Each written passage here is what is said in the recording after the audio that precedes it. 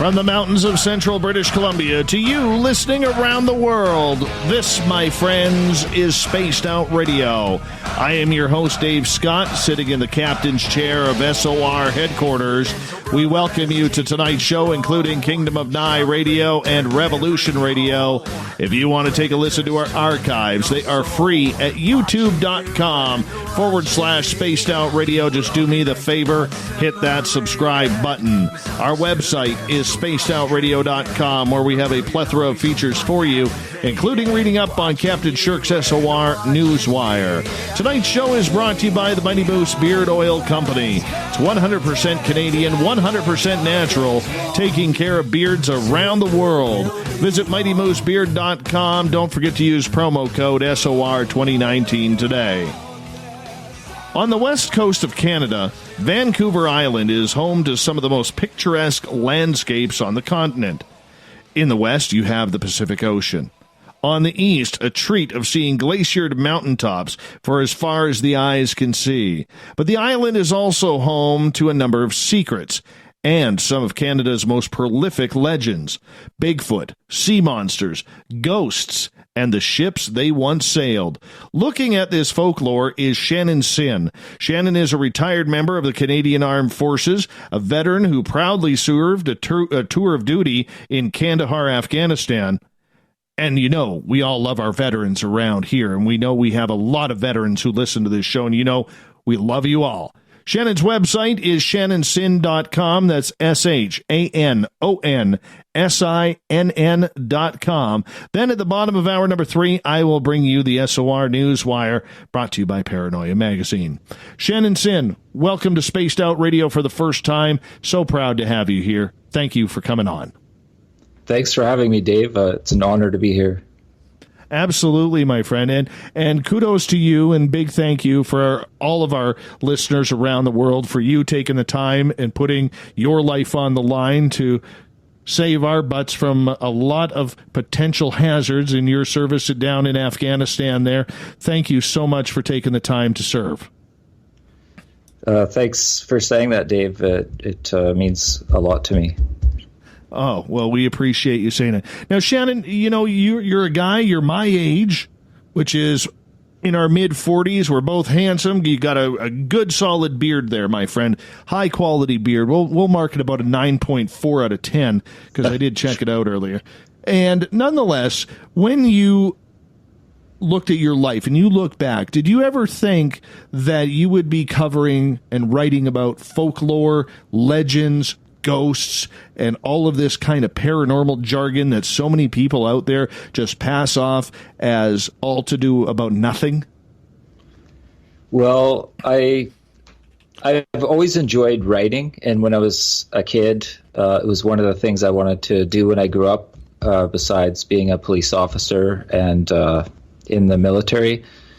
So I kind of always thought that I'd live an interesting life and maybe become a writer once I retired, and I never really saw this whole thing opening up the way that it has for me.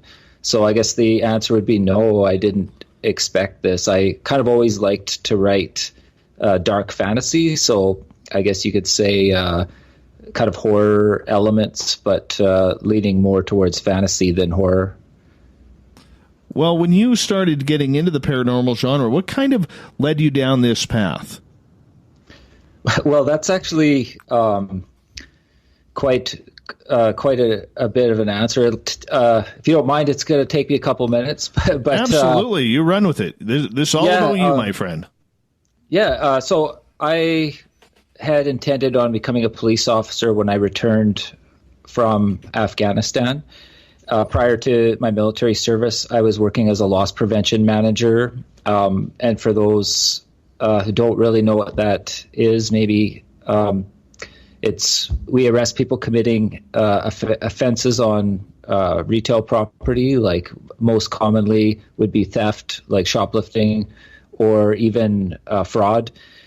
And I had started blogging then, writing about different arrests and stuff that we had under a pseudonym, which is the name that I use now, Shanon Sinn. And it was kind of niche, but people were interested in it because a lot of folk don't really realize some of the things that happen to us. Like, I've been bear sprayed and I've had all sorts of weapons pulled on me, a lot of combative arrests. And when I was a loss prevention manager for the Bay downtown of Vancouver, we were attached to 2 SkyTrain stations and 2 malls. So we also had to deal a lot with like drug dealers, sometimes sexual assault, things like that. And one day I wrote a blog. It was a Halloween kind of a special blog, and it was about the Bay downtown Vancouver being haunted. And the first thing I noted was that it had become more popular than any of my other posts. So that was just kind of in the back of my mind. The company that I worked for at the time, the Hudson's Bay Company, found out I was blogging and shut it down. It was kind of the earlier days of blogging where I guess there weren't a lot of rules and people didn't really necessarily know they weren't supposed to be spilling company secrets. But so I got my hand slapped and that was kind of that. I stopped blogging for a while. And I went and did my tour, came back to Canada and was diagnosed almost immediately with testicular cancer. And this was later, Veterans Affairs acknowledged it was caused from equipment that I was exposed to overseas. So unfortunately, the chemotherapy I went through, I had really harsh reactions to. And even to this day, I have a lot of nerve damage and deal with a lot of things that pretty much put an end to any military aspirations I had or policing aspirations that I had. So during a period where I wasn't yet in school, I was a volunteer researcher for the museum in Nanaimo. And one of the jobs that they had tasked me to do was to help them research some of the haunted sites in Nanaimo because they wanted to be historically accurate and stuff. So that was quite interesting to me, and I'd already started blogging again. And one of the first things that I was blogging about was I decided to write about Celtic trees, like in folklore. So like the oak or the ash tree or holly or whatever. And one of the reasons I decided to do this is I noticed that there was I was interested in folklore and my ancestry on that side, but there was so much false information out there that what I wanted to do was write about these trees, the associations that people had with them in the older texts, like the old fairy tale textbooks, and even beyond that, some of the oral stuff that was recorded. And so it's quite different than what a lot of the mainstream folklore was out there. And again, this was pretty niche and there wasn't too much interest in it. Once I had written about so many trees, I started to write about animals in Celtic folklore, and immediately this was more popular. One of my posts, like the Celtic werewolf, is one of a post that's still heavily trafficked today. And then I wrote about the banshee, which is the Irish shrieking ghost. And again, there's so much misinformation about that story, but I wrote about it. And one thing I noticed right away is a super popular post again. And so compared to my other blog and this blog, I kind of noticed that people are interested in this topic. So I decided to make a list of the haunted places on Vancouver Island and put that out as a post and using all sources. So like if a certain place was said to be haunted, I would list underneath it which books said that or which newspaper articles. And this went semi-viral for the area, for Vancouver Island, because nobody had ever written about Vancouver Island as its own geographical area. So I kind of kept this to myself because I knew right there that I had something that I could market and make into a product. And the military, when they released me, decided to send me to school for 2 years. And I somehow convinced them that writing would be profitable for me. And so I went to Vancouver Island University, and I continued beyond the 2 years, and recently got my degree. During that time, a publisher came and spoke to one of our classes, Taryn Boyd of Touchwood Editions, which is a branch of Heritage Group, and I pitched her the idea for this book, and they were gracious enough to allow me to write it in pretty much the way that I wanted to write it, because I wanted this book, The Haunting of Vancouver Island, to be quite different than other geographical books, because I wanted it to be source-based. I wanted everything to be researched. Even if it was oral stories, I wanted it to be able to say which person told me, where it came from. And because of my researching background and because of my background looking at fraud when I worked as a loss prevention and stuff, I was able to find where stories had been manipulated intentionally or unintentionally, and where history had been falsely presented and stuff. The one other thing I wanted to do, because I like my stepsister is part Cree, and I've always had a lot of First Nations friends, and I was taking First Nations courses at Vancouver Island University as well. So I wanted to include First Nations stories in this collection alongside the settler stories, not as separate, not as legend or myth, but as their own communities. And so that's how the book came to be, and it was published in 2017, and it's been quite well received across the island, and it's spread quite a few other places as well. So when you started and recognized that your blogs were getting more and more attention, the more you wrote about the paranormal, good eye on you for catching that, by the way. Had you ever had any paranormal or strange experiences yourself to kind of give yourself some sort of understanding of what it's like to experience something weird? Yeah, I have. And I've had several experiences. I call myself a skeptical believer because it seems throughout my life I'd have an experience, and then over time I would talk myself out of it somehow, and then have another experience as well. One of the chapters in the book is about an experience I had on the west coast of Vancouver Island, Keha Beach, seeing a light hovering in the trees where no person could be or should be. And I also, when I was quite young, I had an experience with, and this is in the introduction of my book as well, with a green cloud. I'd sometimes wake up and see this green cloud hovering above me. And once I had seen it, my memory anyways, I'd seen it when I was very young in the corner of the basement of the house that we lived in. And it looked like it was kind of going into a pillar shape, like it was going to form into a person or something. And I was scared and ran away. And throughout my life, I had told myself this was a sleep hallucination. This isn't real. And then in the late 90s, I woke up and I was watching it kind of by my ceiling of my bedroom, and just kind of like looking at it as if it was nothing, because it would disappear as I woke up.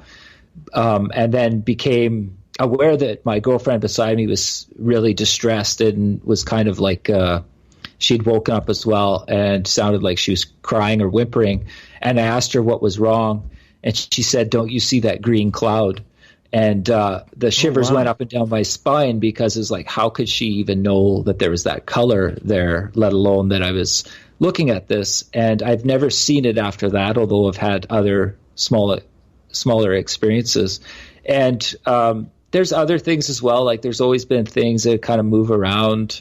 It seems to be connected, whatever this thing is, with my sisters, my mother, and myself. Like just objects move. Like you don't see them move, but like they'll be in a completely different place and there will be no explanation. So that's kind of always been there as well. And then where I grew up in northern Saskatchewan, there's a really famous ghost story, the St. Louis Ghost Light, and that was featured on Canada Post stamps as one of their Haunted Canada ghost stories. I think it was 2015, if I'm not mistaken. And we used to go there as teenagers all the time, and I saw this thing so many times, and my friends saw it, and it came with a really eerie feeling when you'd see it. And there are theories of people say that it's headlights in the distance, but I've seen it looking the other direction as well, and it's sometimes shows up as red. So yeah, there's been these different experiences, but I've always been like really hard on myself because I had this whole other plan to be like this super rational person, this police officer, or even when I was in the military. It doesn't really go hand in hand, right? And but like the ghost stories at the Bay, I felt safe to share those because those were something that all of the other guys that worked for me and women that worked for me had experiences there as well. And it's hard to discount everybody, and some of them are police officers now, and none of them are really people that I would consider very whimsical type of people. So right. No, that's fantastic that you've had your own experiences. So you kind of can say that you are stepping in the shoes of experiencers and have an understanding of what they are feeling going through some of these incredible stories that you have talked to people about.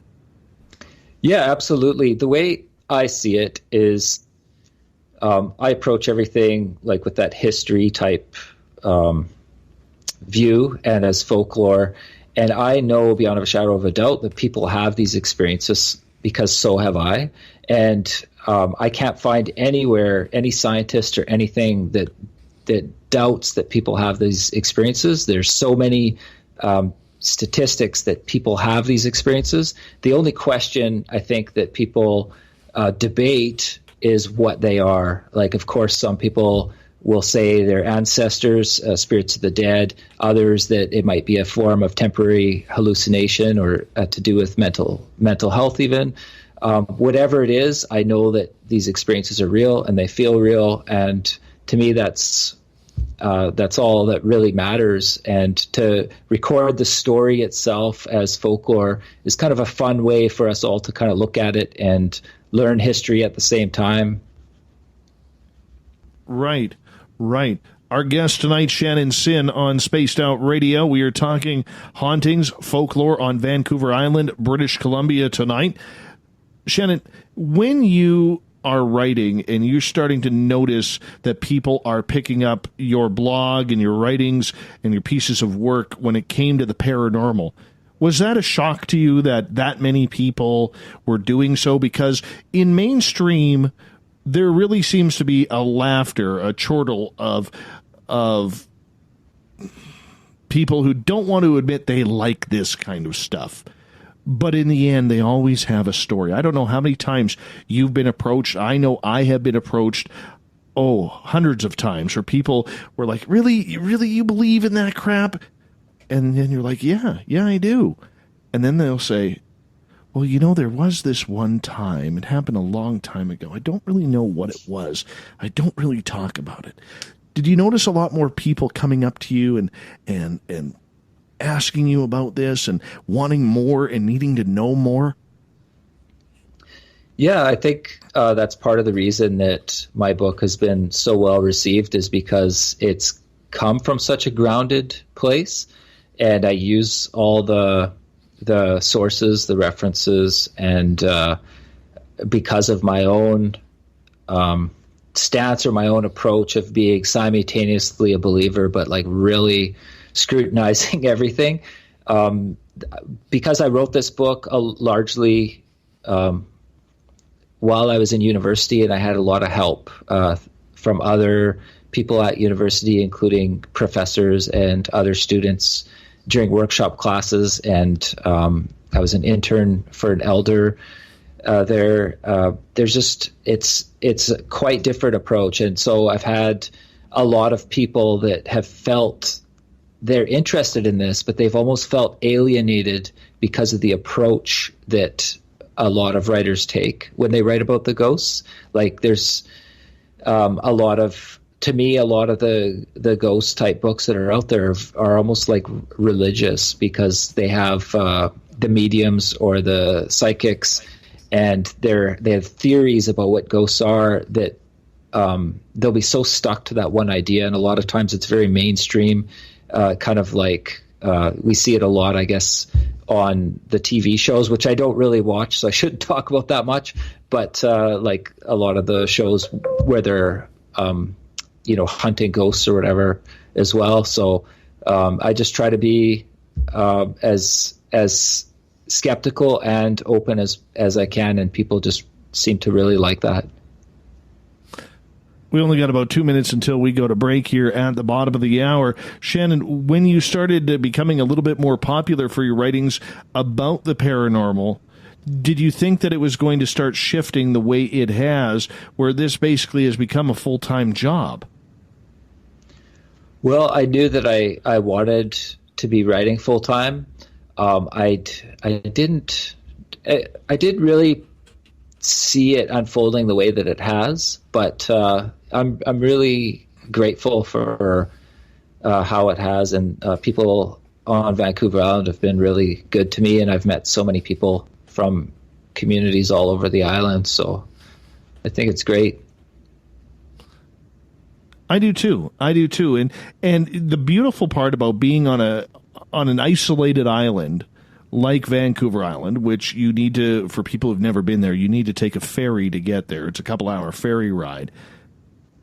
There are so many small-town legends in Vancouver Island's area, which for a lot of people, Vancouver Island, believe it or not, is the size of a small country. It really is. But there are a lot of legends there on both sides of the coast. I mean, you have a ton of stories here. So we've got about 30 seconds, Shanon. You got a ton of stories that are just waiting to be seen in public and have never been told.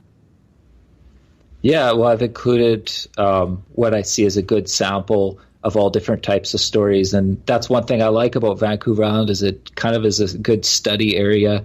And we do have all kinds of stories, from Sasquatch type stories to serpents, like you mentioned in the intro, to our own ghost ship and headless woman and skull-faced bishop and a woman that walks on water. So we've got some really great stories.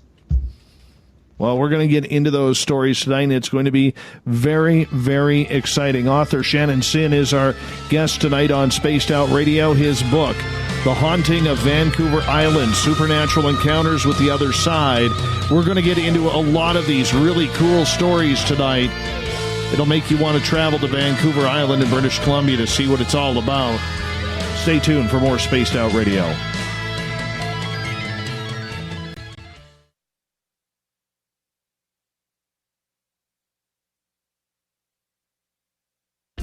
Hey, Spaced Out Radio listeners, it's Dave Scott. I want you to check out a great documentary I'm involved in called Beyond the Spectrum, Mosson's UFO Files. Directed by Darcy Weir, the film follows Jaime Mosson's journey for mainstream journalistic truth in ufology in Mexico. Beyond the Spectrum can be found on Amazon Prime. If you're a member, watch it free. It's worth the watch.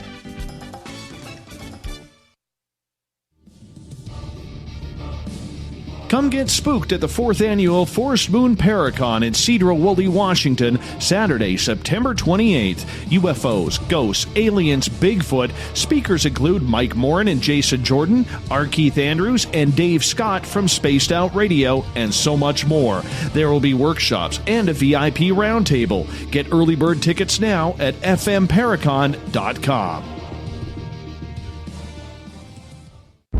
Are you intrigued by Paranormal Talk Radio? You'll love the new Paranormal Radio app from TalkStream Live. You'll find a great selection of talk shows covering UFOs, ghosts, strange phenomena, and much more. Download the Paranormal Radio app now and start listening to the very best in paranormal talk entertainment, including the network you're listening to right now, the Paranormal Radio app, free in Google Play and the iOS App Store. Looking for the stories of the strange and weird that you will find hard to find anywhere else? Check out the SOR Newswire on our website. Our writers, led by Captain Shirk, are scouring the world for the oddest and most bizarre stories we can find.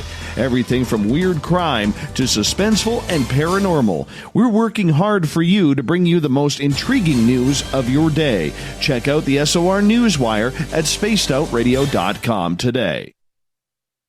A timepiece is a reflection of who you are, and what better way to show off the real you than with an Escape watch? Escape is a lifestyle brand accessorizing your days and nights. Choose to escape and create the life of discovery that you deserve. Dream, play, unite with your own personalized Escape watch. Head to escapewatches.com. There is no time like the present to enjoy your escape. Use promo code SMF2017 for your 20% discount today. Are you having encounters with the paranormal, supernatural, or ufological that you cannot explain? Look no further than the SOR Sightlines Report, brought to you by the Experiencers Support Association. This is Ryan Stacy, head of the Research Association, TESA. Soon on the Spaced Out Radio website, you'll be able to file your reports and have them researched for you. We are independent and ready to help Spaced Out Radio listeners today. Heading to Vancouver and looking for a night on the town? The Moose Vancouver is the bar that never stops rocking until 2 a.m. every night. The Moose has great food with everything on the menu from $6.95 to $8.95. Fantastic, vibrant staff and rock and roll that will bring you back to when the music was real, the hair was long, and the guitars were rocking. Get your party on at the Moose Vancouver, the official party bar of Spaced Out Radio. Hello, this is your guitar man, Ron Bumblefoot Thal, and I have to tell you, I love the response I get for Little Brother is Watching from Spaced Out Radio fans. It's amazing how music can inspire and make people think deeper about what's going on in the supernatural world. You can head over to my website, bumblefoot.com, to check out my music, my guitar workshops, my touring, even check out some of the hot sauces that I'm working on. And make sure you keep on listening, because with Spaced Out Radio, you know Little Brother is watching. Every night on Spaced Out Radio, we have places for you to hang out. Hi, this is Carl. Join our SOR Space Travelers group on Facebook for live chat. On Twitter, using hashtag Spaced Out Radio, you can also join us in our Spreaker chat room. Check us out on Instagram at Dave Scott SOR. All of our archives are free on YouTube at Spaced Out Radio. By the way, I'll be watching you at your window until you do. Bye! From the heartlands of Canada to beards around the world, we know how to take care of you. Fill your follicles with the Mighty Moose Beard Oil. All our oils and balms are handmade and 100% natural ingredients because we care about your beard. And hey, use the promo code SOR2019 and get your Mighty Moose Beard Oil today. You can check us out on our website, mightymoosebeard.com.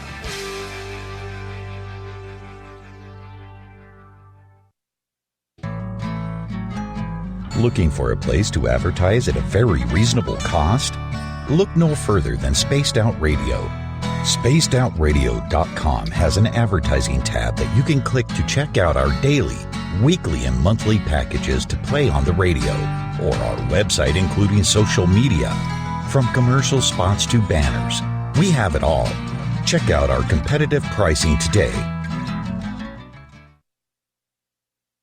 Coming soon to our website, spacedoutradio.com, is the SOR Space Travelers Club. For just $5 a month, you can get into a private area on our site where you can hang with other listeners in our chat room, post in our forum, and check out a bunch of exclusive content and store that won't be found anywhere else, including a nightly after-show party with Dave. It's going to be the best $5 a month you're going to spend. The SOR Space Travelers, only at spacedoutradio.com. Coming up this September 21st and 22nd, all UFO eyes will be focused on Toronto for the 4th Annual Alien Cosmic Expo. Come listen to some of the biggest names and experiencers in ufology. Travis Walton, Paul Hellyer, Richard Dolan, Paula Harris, Grant Cameron, Randy Kramer, and Spaced Out Radio's own Dave Scott. Tickets are on sale now at aliencosmicexpo.com.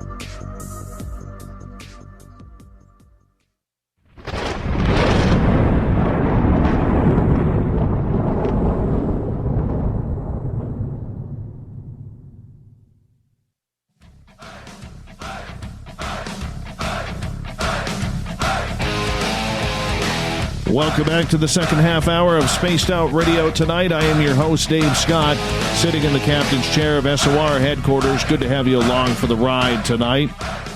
Reminder to all of you that if you've missed portions of this show or others, you can always go to our YouTube channel, youtube.com/Spaced Out Radio. Just do me the favor, hit that subscribe button. Our website is spacedoutradio.com, where we have a plethora of features for you, including reading up on Captain Shirk's SOR Newswire, and more are coming soon. Tonight we are talking legends and folklore of Vancouver Island, British Columbia, where every small town seems to have its own little quirky story. Writing about this is Shanon Sinn. His website, shanonsinn.com, if you want to check it on out and pick up his really, really awesome book, which I highly suggest you get.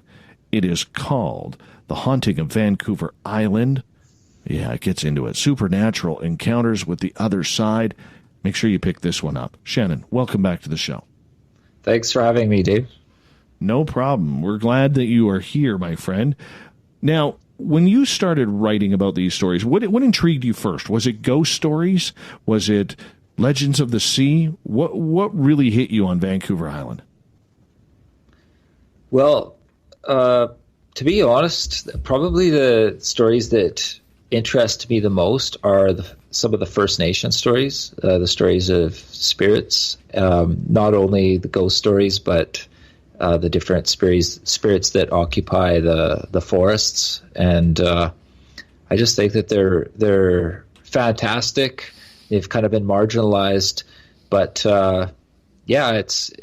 I have to be careful that I'm attributing them properly and not appropriating anything, and that I'm super respectful. But if I was full First Nations, I'd probably, from here especially, I'd probably write a lot more about those stories because I find them just fascinating. So when you get into the First Nations legends of Vancouver Island, why don't you tell us about a couple? Sure. Well, one of my favorite stories is about a lone wolf named Stakia, and it's the first chapter of my book because my book starts in the south of Vancouver Island and works its way north.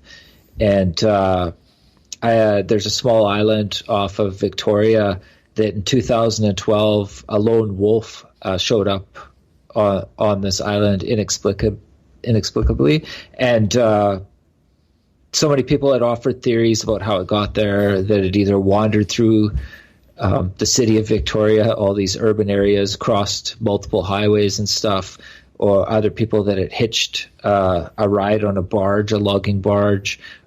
Someone else had said that they thought it swam over from the Washington side of the Juan de Fuca Strait, which that area hasn't had wolves in decades. So really nobody could figure out how this wolf arrived there. The Songhees First Nations, their chief was passing away at the time, and they believe that it's directly connected to his passing because it showed up while he was leaving this world, as he'd had a stroke and such. And he had said that he planned on, according to them, that he planned on returning as a wolf. And the wolf itself, it's still there to this day. It hasn't left, which is so bizarre on so many different levels because it's such a small island. It's less than 1 kilometer long, and it's very narrow. And it eats baby seals and birds and such. There's no deer on the island.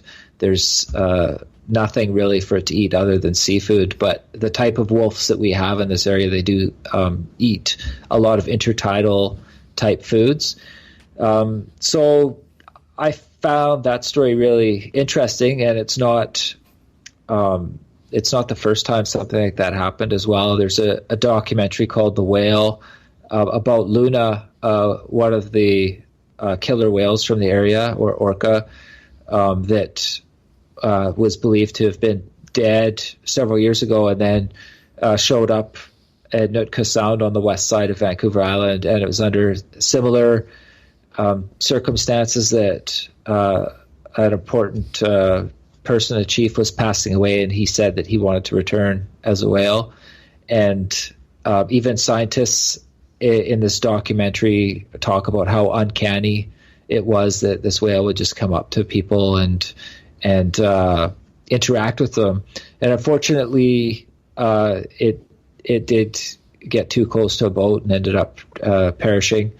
There had been a dispute between the First Nations who wanted it to stay if it wanted to stay on its own accord, and the fisheries that wanted to move it. So there was kind of a standoff and such. But those stories are like, there's stories like that all over the place where people say that they want to return as a certain animal, and suddenly there's an animal around. And the reason that those two, I like them so much, is that they're so well documented. Like, it's not just folklore. It's like there's a physical animal there that's being videoed or being photographed. And of course, the wolf is an animal that I have a lot of respect for too.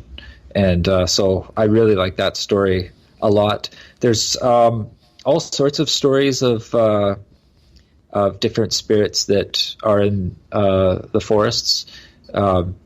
Mostly there's certain areas that are to be avoided. And like a lot of these places, I can't really, I don't have the permission to write about.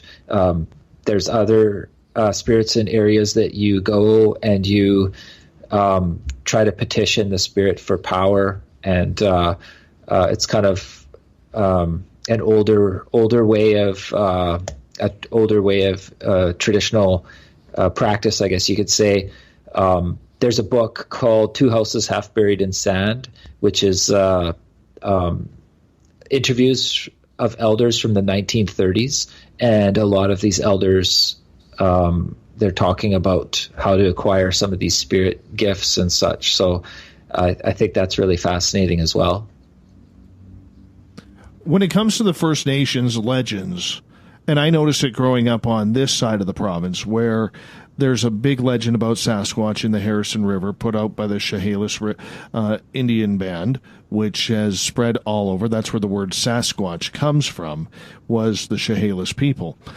And when you look at First Nations, they have had their legends, their lore, absolutely ripped apart by modern society. And these are stories that have never really changed over the centuries and passed down generation to generation. It's the same story that keeps being passed down, and they are beautiful stories. How do we know that they just aren't stories, or how do we know that we are just, in a modern society, being a little bit too naive to what the rich history could be? Well, I think that's it's a good way to look at if wherever a person is, to respect the nature and the land there and the stories there, if you want to connect with that place. Like, to me, it's far more fascinating to see a certain land feature and know that there's a story attached to it and that it's a sacred place, versus just seeing it as just dirt and rocks or whatever. But it's interesting, the point that you bring up about Sasquatch, because Sasquatch stories are they've been just butchered, and it's almost like the original Sasquatch stories are not even the same as they were then. Like when John Green started writing about Sasquatch in 1968, he was very, very critical to the person that coined the term, W. Burns. Just looking down at a note I made here, coined the term Sasquatch, or said that the term came from the area that you talk about, the Harrison Hot Springs area. But he criticized Burns, almost ridiculed him for including any supernatural elements in that story. And like nowadays, we could clearly look at something like that and be like, that's appropriation. What he's done is he's saying that he wants to whitewash this. He wants to remove the story, like butcher the story completely, remove all First Nations traces of it, and keep it for his own, to promote his own idea of this creature that's wandering the spirits, or wandering the forest. But if you look at the stories that people say are Sasquatch stories all over Vancouver Island, all across BC that I'm aware of, they all are of supernatural beings, and many of them aren't even physically similar to Sasquatch originally, but they've been altered over time. And a lot of times the art has started to look like Patterson film type images and such, so that they're not even the same stories at all. There's a book called The Sasquatch at Home by Eden Robinson. It's actually a booklet. And for those who don't know, Eden Robinson is one of Canada's most famous First Nations authors. She wrote Monkey Beach, which I'm sure people interested in Sasquatch will also be interested in that fiction book. But this, The Sasquatch at Home, she talks about different stories and stuff. And her father said that he didn't even think Sasquatch had hair, or the book had hair in his time, but that was added later. The story that he had once heard was that these were people that had left the village and had become wild and outcast, and they would come in and steal at times maidens and such, because there weren't any women with them. So it just goes to show like how much these stories have been altered and changed, so that now people can promote this idea that there's an undiscovered man-ape, which, I mean, maybe there is. I kind of lean towards thinking myself that it's a similar type of experience to a ghost for several different reasons. But even if it is true, I don't think it's really fair that that's how these stories have been changed over time as people were struggling to maintain their language and maintain their traditional beliefs. That a lot of times in some of these areas, they've actually kind of adopted this new type of story that didn't exist before. That's interesting theory, because when it comes to Sasquatch, out of everything that I've heard, I've never really heard it described as potentially just being a ghost that people are seeing. Why would you lean towards that way? Well, again, I'm not really sure. Like I have many different ideas about what a ghost experience could possibly be. I just think that the experience of a Sasquatch is more similar than it is different. Like when we compare to other type of spirits, like the one thing that gets left out a lot of, like, anybody that's kind of looking at the Sasquatch and First Nations lore, is they don't talk about the little people. And the little people have some of the same behaviors. They throw stones as well. One of my friends told me today, her name's Sheena Robinson. She's Celtic. She's telling me she can't speak on behalf of the Celtic people, but she follows the beliefs. And she's telling me that the little people leave footprints as well in their stories. And she's been interviewed before because she's seen Sasquatch as well. And they believe that it's not a physical being, that it is kind of potentially interdimensional and has the ability to shapeshift as well. And I was told, I don't have permission to use her name because I didn't ask her if I could say it, but I was told a story this last week by a woman who didn't see this as a Sasquatch encounter, but there's a place near Coombs where she was on a wooded road driving, and suddenly her headlights was on the shadow. She said there's a huge shadow in front of her. It was just massive with this huge broad shoulders, but she got freaked out because she's like, there was nothing to make that shadow. It was just there from her headlights. So it was almost like whatever was between her headlights and the shadow, she's seen it she couldn't pick up with her naked eye. And to me, right away, when she's describing these huge shoulders and that it's like 8 or 9 feet, that's exactly where my mind went, is to the Sasquatch type stories that people talk about. So, one of the most compelling things, of course, is the footprint. But like, there's other like ghosts. Many ghost stories have footprints involved, handprints, lip prints on like mirrors and such. So whatever is going on with that type of spirit or that type of story, it suggests that these other beings, ghosts or whatever, also have the ability to manipulate matter or to leave impressions like that. So it also really interests me about the whole thing with the smell too. People assume like the skunk ape or whatever that they talk about. But with ghosts, you've got tons of places where people say they smell pipe tobacco, perfume, just all sorts of things associated with odor. So it doesn't mean because these other things that are there that it has to be physical as we understand it. The way that I look at these things is that our ability to perceive what's around us is limited to our own senses. So we're able to interpret color, we're able to interpret distance, and things around us. But that doesn't mean that any of that exists the way that we're interpreting it in our mind. That's just how we're navigating through the world.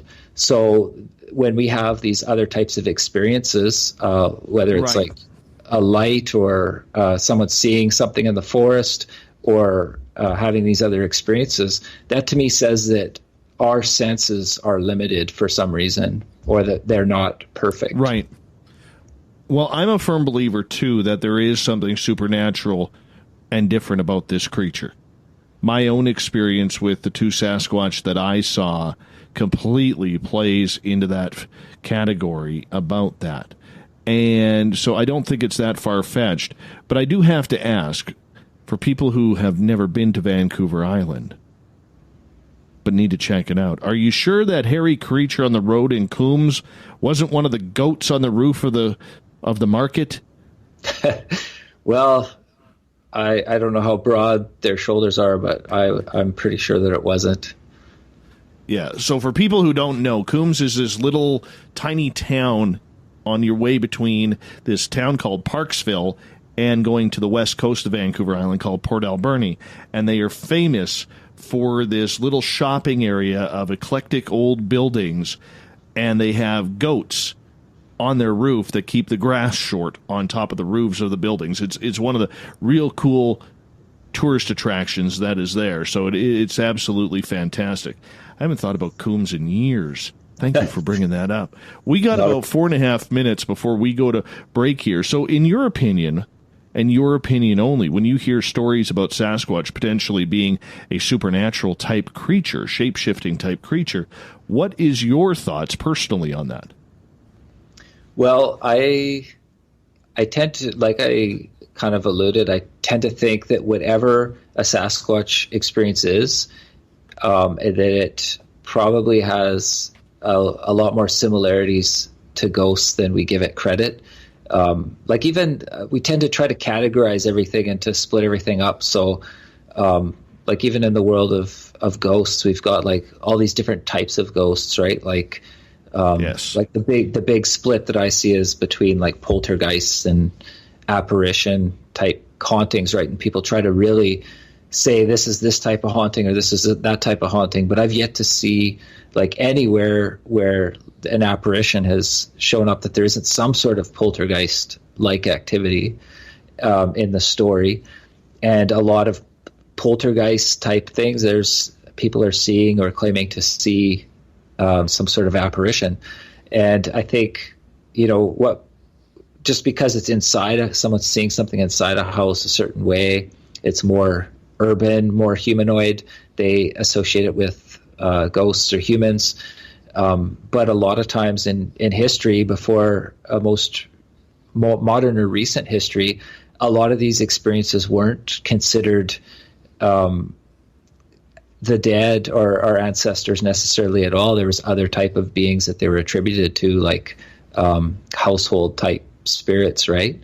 So when we get into nature, there's a whole kind of like, especially at First Nations, Vancouver Island, it's almost like there's a whole variety of different types of experiences that people have claimed to have and continue to claim to have, whether it be like there's serpent type creatures or monster type creatures in the lakes and the rivers and in forest areas, especially kind of more remote and more wilderness type areas.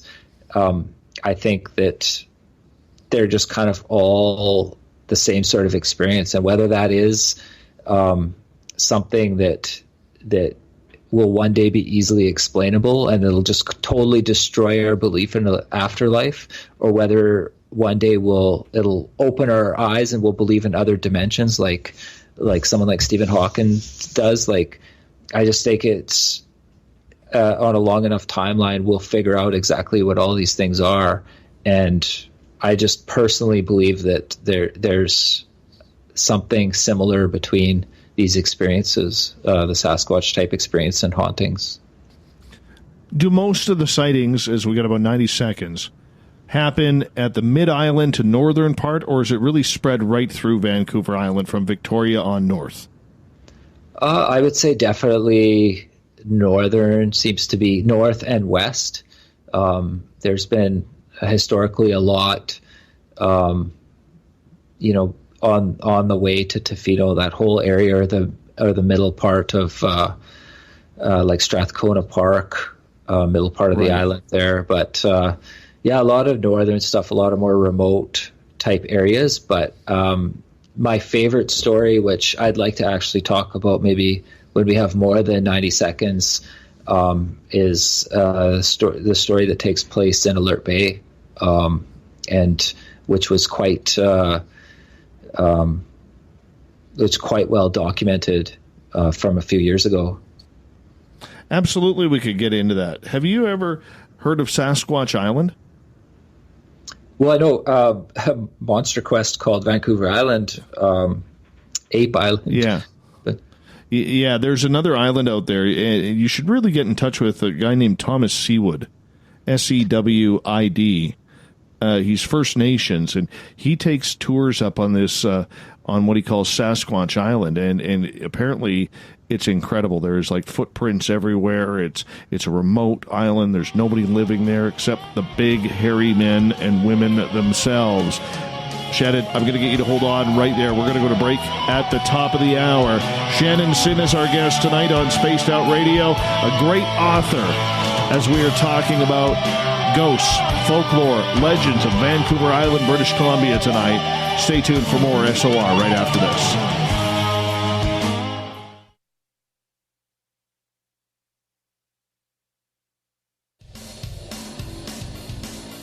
We all know on Spaced Out Radio we love a good beard and mustache, so why not take care of your facial hair with Mighty Moose Beard Oil? Made in Canada, we're taking care of beards and stashes around the world. We use 100% natural ingredients with our oils and balms to make your whiskers feel silky smooth. Use promo code SOR2019 at MightyMooseBeard.com today.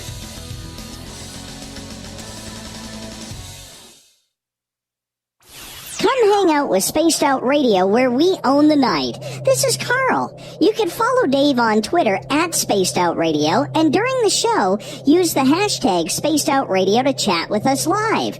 On Instagram, at Dave Scott SOR. On Facebook, give our page a like, Spaced Out Radio Show. SOR archives are free on YouTube at Spaced Out Radio. Come join us, or I will come join you. See you at your window.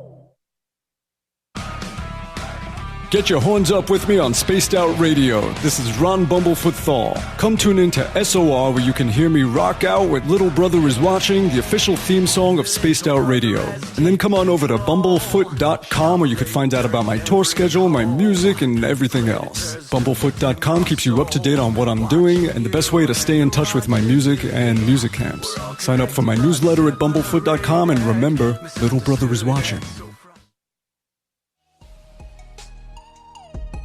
Canada's largest UFO conference is ready to roll in Toronto this September 21st and 22nd at the Alien Cosmic Expo. This year is about the experience. Listen to the stories of Dave Scott, Travis Walton, Paula Harris, Grant Cameron, Ryan Stacey, Richard Dolan, Leslie Mitchell-Clark, and more. Get your tickets now at aliencosmicexpo.com.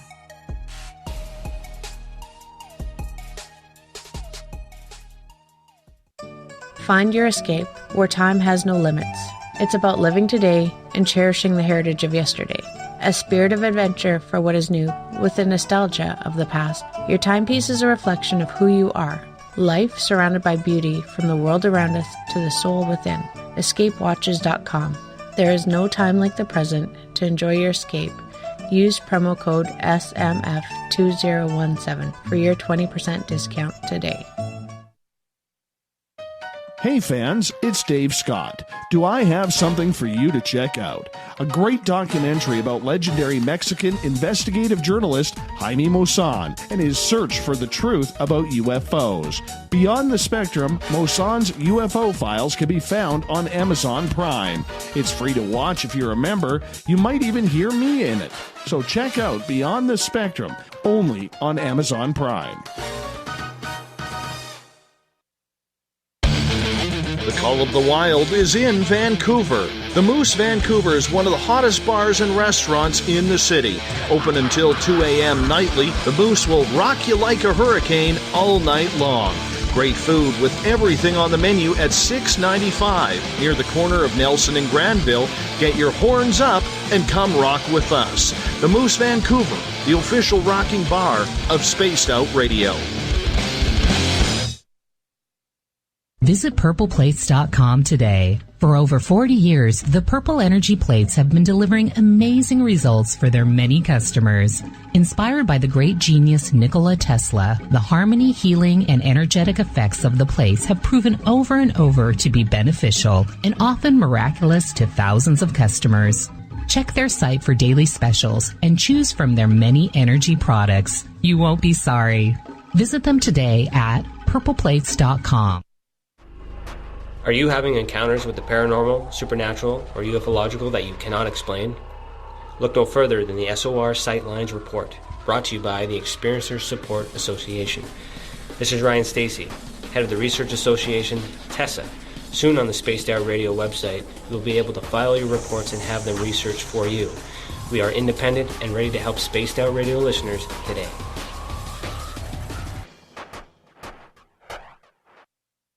At spacedoutradio.com, we have a little bit of everything for you to stay up late. So while you're there, check out our SOR Newswire, where our team brings you stories of the weird and strange to the WTF from around the globe. News on Bigfoot, UFOs, paranormal, Darwinian-type crime tales. It's the stories that the mainstream media usually won't touch. Well, we got them all on the SOR Newswire, only at spacedoutradio.com. Looking for a place to advertise at a very reasonable cost? Look no further than Spaced Out Radio. SpacedOutRadio.com has an advertising tab that you can click to check out our daily, weekly, and monthly packages to play on the radio, or our website including social media. From commercial spots to banners, we have it all. Check out our competitive pricing today.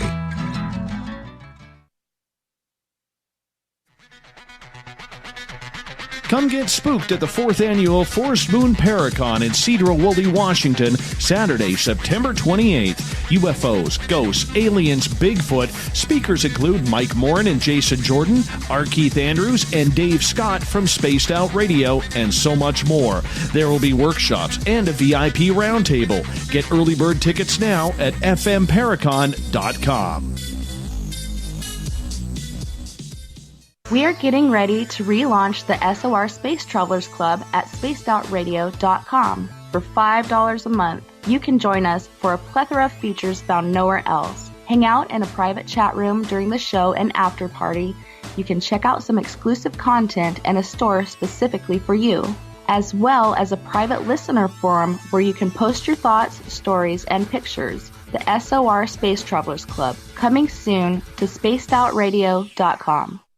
So, you love talk radio? Then you'll love TalkStreamLive.com. TalkStream Live is always on, 24/7, with the best streaming talk shows. Find your favorite talkers and discover some new ones. It's free, readily available online or on mobile with any smartphone or tablet. Finding your favorite talk shows all in one place has gotten a whole lot easier. Just go to TalkStreamLive.com. Be sure to download the free apps from Google Play or the iTunes App Store.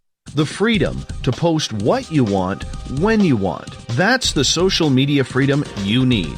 Social Media Freedom is the free app in your app store. No need to worry about going to jail or being shadow banned any longer. It's the freedom to say what you feel. The freedom to know Big Brother isn't watching.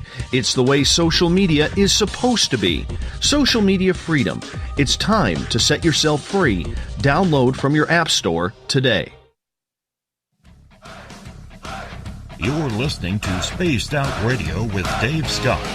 Follow Dave on Twitter at Spaced Out Radio and on Facebook, Spaced Out Radio Show. Welcome back to Hour 2 of Spaced Out Radio tonight. I am your host, Dave Scott. Thank you so much for being with us. Hi to everyone listening in on KZFX 93.7 FM in Ridgecrest, California, WQEE 99.1 FM in Noonan, Georgia, KDUN AM 1030 in Reedsport, Oregon, UPRN 107.7 FM in New Orleans, and we are on Dangerfield, Texas on KDNF AM 1560. On the digital side, we're proud to broadcast on Kingdom of Nine Radio and Revolution Radio. Good to have you with us. Don't forget, you can check out all of our archives for free at youtube.com/Spaced Out Radio. Just do me the favor, hit that subscribe button. The Desert Clam has set the password for tonight in the SOR Space Travelers Quad. Quadragesumerian is your password. Make sure you use it wisely, Space Travelers, as the Clam sets the password each and every night right here on Spaced Out Radio. Our website is spacedoutradio.com, where we got a plethora of features for you, including reading up on Captain Shirk's SOR Newswire, which is updated daily. Tonight we are talking with author Shanon Sinn. He has a great book out called The Haunting of Vancouver Island, Supernatural Encounters with the Other Side. It can be found on his website. Go to ShannonSinn.com. That's ShannonSinn.com if you want to check it on out. Shannon, thank you so much for being with us. Right before the break, you said you wanted to share a great Bigfoot story from the northern part of Vancouver Island in Alert Bay. Yeah, Alert Bay is a small island. It's just off the coast of I don't know how to describe really where it is, but it's near Campbell River, I guess, is the biggest city that's close. And Alert Bay it's mostly just a village now. It has no deer on it, nothing, no animals bigger than a raccoon, and there was several sightings of Sasquatch there a few years ago in the graveyard, and people had recorded the calls, and it ended up on the news. I'm sure that if anybody was to Google Alert Bay Sasquatch, they'd find some of these clips still there.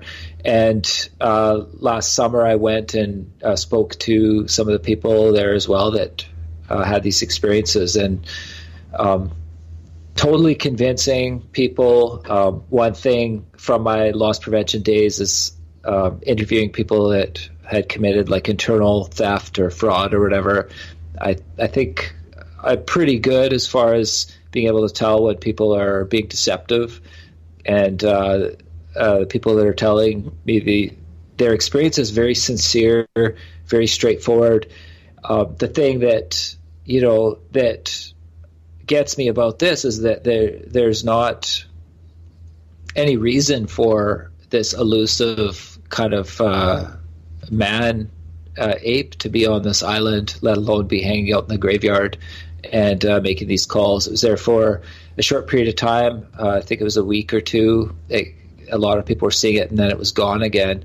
And when I was doing research, I found that it's quite common There's a couple of forums online where people are talking specifically about Sasquatch sightings in graveyards. So I just thought that was really fascinating and interesting. And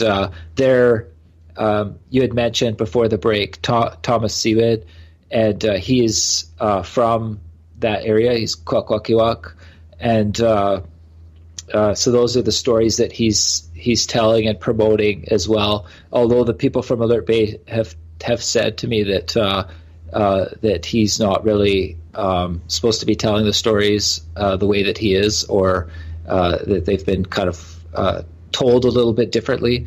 So that's something to keep in mind. But that area is traditionally they call the creature in that area Zunakwa, which is a female giantess, and she's very similar to Hansel and Gretel type stories, where she abducts children. She puts them into her basket on her back, and later eats them. But she's also seen as a benevolent figure. So people, even though she has this dark side, people will also ask her for good luck or good medicine or blessings, if you will. So she appears a lot in the totems there, or the masks in their stories. But so that's kind of how that translates in that area. They also have another creature that's often called monkey-like as well, a bookwus. Some people say that he's her husband, but he's quite small. He's only a few feet tall. But he is, in the story, he's called the King of the Ghosts, and he leads an entourage of ghosts, a lot of times drowned fishermen and sailors. And that they say that if you're walking through the forest and you come across food that's prepared, like baked or cooked food or whatever, that you're not to eat it, because it's him and his entourage that have put it out. And if you eat that food, you will become a part of their entourage and wander as a ghost. So, I just think that whole area is really interesting and fascinating. But especially those experiences that people had on Alert Bay, because it kind of defies that idea that Sasquatch is an undiscovered creature that's elusive and wandering the forest. There have been so many sightings on Vancouver Island that Dr. John Bindernagel, who passed away just a couple of years ago, he used to believe that the Sasquatch would get island to island by swimming, because there are a lot of islands and archipelagos in that area. Did you hear that as well? I did hear that, and I did meet Dr. John Bindernagel. I talk about him in my book as well. I've read his book, This Discovery of the Sasquatch, which is super fascinating. I think that there's no reason why it couldn't swim. That's what our coastal wolves do. They've been noted to swim long distances, and we've even had on the northern part of Vancouver Island, because there are the other islands that are in between the mainland and the island that are along the way. We've even had grizzly bears seen, and sometimes unfortunately put down, that have made their way over to Vancouver Island as well. So it's totally possible. I just don't really see why an elusive animal of any kind would swim to the most populated island that there is, with lights and all sorts of human noises, and decide to hang out in the graveyard. I'm going to say it's the surfing. It's the wrong side of the island, but I know, but maybe it just wants to go for a little tour. I mean, who doesn't like a good holiday every now and again? You've talked a lot about First Nations here and Indigenous people and legends. I want to get into the sea monsters here, because along the West Coast, from northern British Columbia, near the tip of Alaska, straight down to northern California, there have always been reports of a sea monster called the Cadborosaurus. Have you ever looked into this? Yeah, there's a chapter in my book called Sea Serpents and Shapeshifters, and it focuses a lot on, much like the chapter Wild People of the Woods, it focuses a lot on contemporary type accounts as well as the traditional First Nations beliefs, and kind of ties them together and compares them.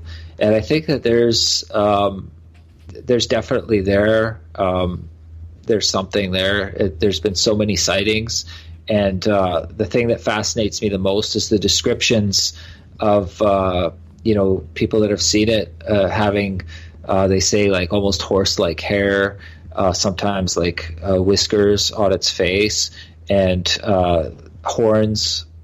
Just certain aspects about it that could indicate, of course, like differences in sexes or whatever, like similar to salmon when they're spawning and stuff. But it's the First Nations art also shows the hair, also shows these certain characteristics, like the sharp teeth that are almost wolf-like, and people say that have seen it that it was very frightening when they saw it. So I think that there's definitely something to it. There's been historical accounts. People have tried to reclaim bodies that have been seen and stuff, but I still think that we need some sort of evidence, and if it is a real creature, which I think it is, that it's only a matter of time before something happens. What do you think Cadborosaurus is? Do you think it is a dinosaur from the past that is hiding in the ocean? Because, let's face it, we've only discovered about 5% of what is actually underneath the oceanic waters around the world.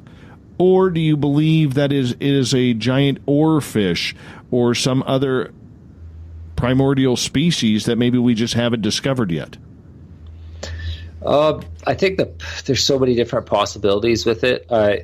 The one part of me, when we think about, when we call it Cadborosaurus or we talk about the sea serpent, definitely thinks that it's an animal that needs to be discovered. But for whatever reason, if it's coming close to shore, that might be, like I kind of alluded to, similar to salmon needing to spawn or something. Like maybe it needs to come close to shore, and the less and less sightings that we're having indicates that maybe it's struggling for some reason. But these have been seen all over the world, and the images are pretty consistent. So that's kind of like that one side of my mind. But then there's a lot of times where there's been sightings in the rivers of Vancouver Island and in the lakes. So again, I mean, maybe it's some sort of spawning situation where it has to go up the lake or up the river and then into a lake or something. But that's where it kind of, some of those stories seem a little bit more hard to accept logically.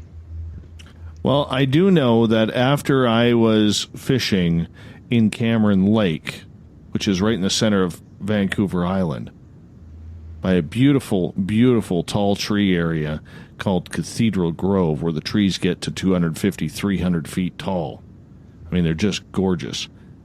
I do know that after I was fishing waist deep in that lake, because it was a nice, warm, sunny day when I lived on Vancouver Island there, that later on I found out there was a sea monster in there. That was enough to make me never go back. I can tell you that. Yeah, that's Cameron Lake, and that's it's the one sea serpent that's got the most attention media-wise, as far as like cryptozoologists going there and stuff. It used to be rumored to be a bottomless lake, but it's actually quite a shallow lake. So I think that once people came and checked it out a couple of times, they gave up pretty quickly and said, oh, it must be misidentification. And because it isn't as deep as people had suspected, or that was the story that they'd shared back and forth. And there was also stories in the past that there's potentially these underwater caves that connected it with Horn Lake on the other side of the mountain there. But there's, I think that there still might be something to that the river corridor connecting to the ocean, and possibly for some reason it having to come up to spawn if it is a real creature. But if it is some sort of spirit being as well, then that's kind of a lot of proof in that lake, because it isn't a huge lake, and it's quite a small lake actually, and it isn't very deep. But there's been a lot of people that have had sightings there. There's other sightings, though less frequent, but more prevalent in First Nations lore, Sprout Lake, which isn't too far from there as well. But that's a far bigger lake. That's quite a big lake, actually. And there's a petroglyph there that people say depicts the monster that lives in the lake as well. Is that on Mount Arrowsmith in between? Sprout Lake is just past Port Alberni on the highway to Tofino. Okay. Very interesting. Very interesting. So when you get an inland sea monster like the Cameron Lake monster, which personally I would probably attribute it to being a sturgeon of some sort, comparatively to you go another 50, 60 miles west and you have the ocean where this Cadborosaurus is said to be swimming. Do you believe there is a connection between the two, like you mentioned the tunnels, or do you think that they are two separate creatures that we are dealing with? I mean, I look at it. I kind of am leaning towards this idea that what we're seeing in the ocean could be the same thing as what are being seen in lakes, and like you had mentioned, a possible sturgeon in Cameron Lake. It's not big enough, I don't think, and it's not deep enough, and I can't see how that lake could support a sturgeon of any size, really. But yet, like, so many people have seen things in that area. But if you do want to lean towards the possibility of something supernatural, for lack of a better term, that whole corridor, that whole area of Cameron Lake fascinates me, because if there's such a thing as a Vancouver Island Bermuda Triangle, it's there because that is the one area that there's all sorts of different types of claims. There's been Sasquatch sightings in that area. There's been UFO sightings and hauntings as well. So just kind of everything in that small little geographical location. And it is really close to Cathedral Grove, as you'd mentioned, like this ancient forest. Yeah, and that ancient forest, if anybody ever travels to Vancouver Island, take the time to drive north to go through to Cathedral Grove. It is an absolute gem of a place. And it's the only place I've ever driven where they tell you that if there's a windstorm going on, do not stop your car in that area, because the trees are so old they could fall at any time, and they don't want anybody getting squished in case one of these monster trees falls. But I got to ask you this, because a gentleman who comes on this show quite often, every couple months, a gentleman named John Tenney, who's one of the most respected researchers in the United States when it comes to the weird, strange, much like what you were covering. Have you ever heard in the Cathedral Grove area or anywhere on Vancouver Island about disappearing trees? Because what John is studying right now is people who have these trail camera videos set up, and the camera will not move, but all of a sudden a tree or a shrub or something in front of it in the video will all of a sudden disappear or move to its left or move to its right. And the camera hasn't moved because everything else is still stationary, and then reappear in its original spot shortly after, like in the next frame or two. Have you ever heard of that? No, I've never heard of that at all. But like I said, I think that like we put so much faith in our ability to perceive things that maybe that's an example of that things aren't exactly around us that we're viewing or hearing or smelling aren't really as solid and, tangible as we might believe. All right, let's get to a question from Jade here, as we got about 2.5 minutes before we go to break at the bottom of the hour. Shanon Sinn is our guest tonight on Spaced Out Radio. Jade is asking, Shanon, have you heard any stories from the Nootka Sound area?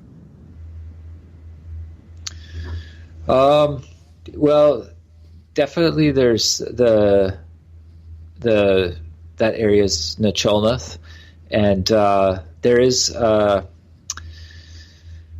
I'm trying to, my memory isn't always the greatest, so I'm trying to think back here, but I'm 90% certain that was where they had, that there was a sea serpent that many people had seen the body of, that they tried to recover.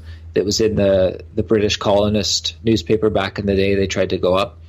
The Nacholnath have similar to Zunaqua. They have a Bookwees, I think you say her name. And then there's an interview in my book of Chief James Swan of Howsett, who's from Manhowsett. That's just to the south of there. They're New Chilnath as well, but I can't think of any ghost stories from Nootka Sound off the top of my head. That's quite okay. With the island so full of the sea monster type stories, is there any other lakes or waterways that are claiming to have these types of sea monsters? Yeah, Cowichan Lake has stories attached to it. Shawnigan Lake as well. There's a lot of pretty much any of the bigger lakes have had stories attached to it. There's a story I heard by Elk Falls, Campbell River.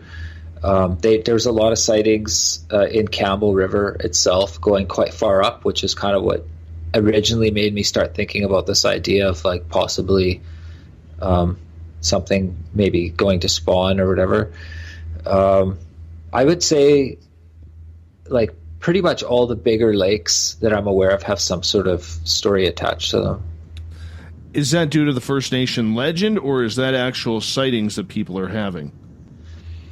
Well, the First Nations legends, I would say, predominantly. Actual sightings in lakes, I think that they're pretty few and far between.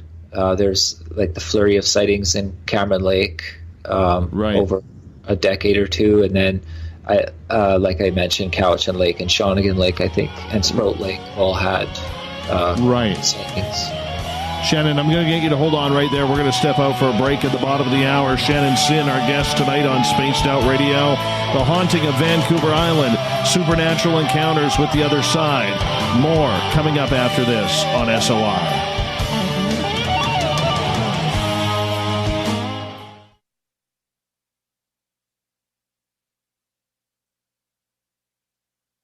Hey, Spaced Out Radio listeners, it's Dave Scott. I want you to check out a great documentary I'm involved in called Beyond the Spectrum, Mosson's UFO Files. Directed by Darcy Weir, the film follows Jaime Mosson's journey for mainstream journalistic truth in ufology in Mexico. Beyond the Spectrum can be found on Amazon Prime. If you're a member, watch it free. It's worth the watch.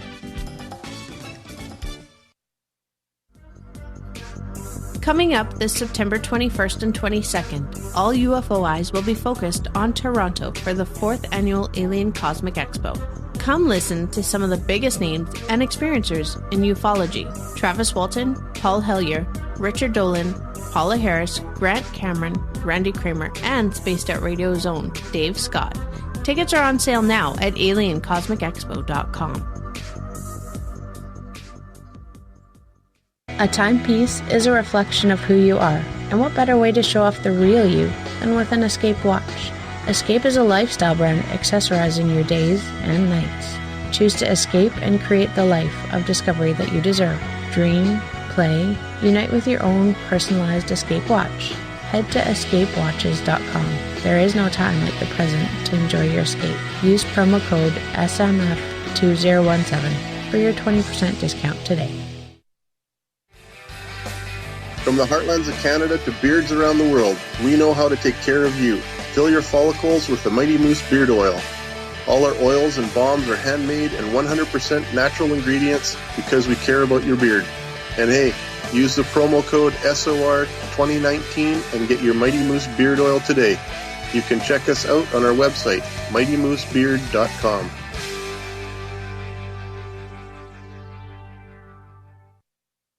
Heading to Vancouver and looking for a night on the town? The Moose Vancouver is the bar that never stops rocking until 2 a.m. every night. The Moose has great food with everything on the menu from $6.95 to $8.95. Fantastic, vibrant staff and rock and roll that will bring you back to when the music was real, the hair was long, and the guitars were rocking.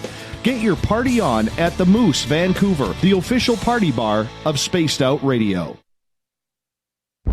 Are you intrigued by Paranormal Talk Radio? You'll love the new Paranormal Radio app from TalkStream Live.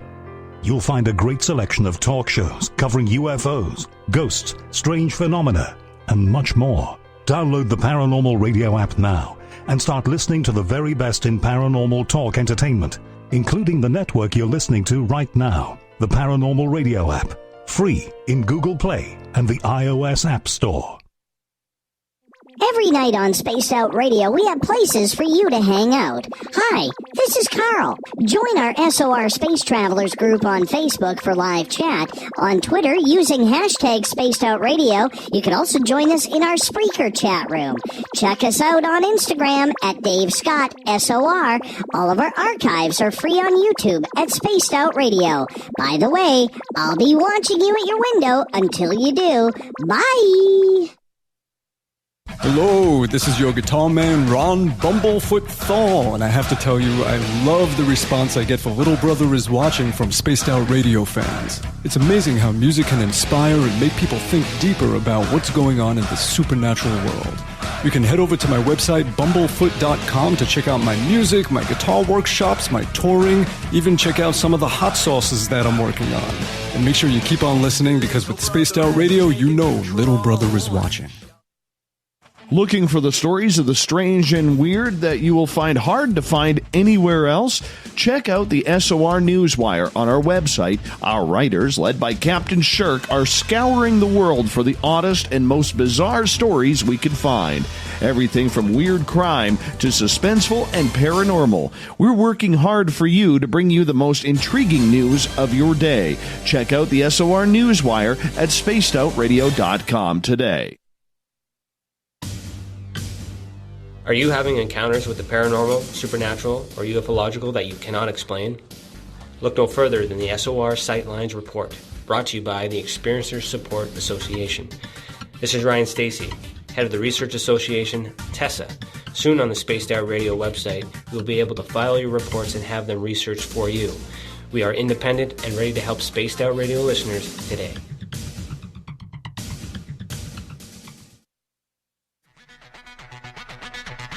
Come get spooked at the 4th Annual Forest Moon Paracon in Cedar-Woolley, Washington, Saturday, September 28th. UFOs, ghosts, aliens, Bigfoot. Speakers include Mike Morin and Jason Jordan, R. Keith Andrews, and Dave Scott from Spaced Out Radio, and so much more. There will be workshops and a VIP roundtable. Get early bird tickets now at fmparacon.com.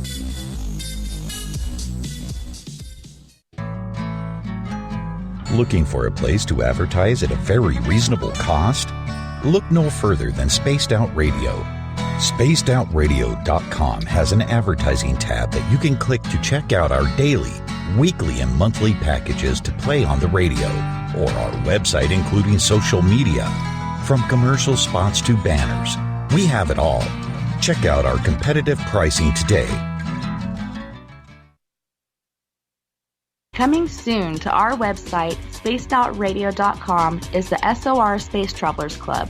For just $5 a month, you can get into a private area on our site where you can hang with other listeners in our chat room, post in our forum, and check out a bunch of exclusive content and store that won't be found anywhere else, including a nightly after-show party with Dave.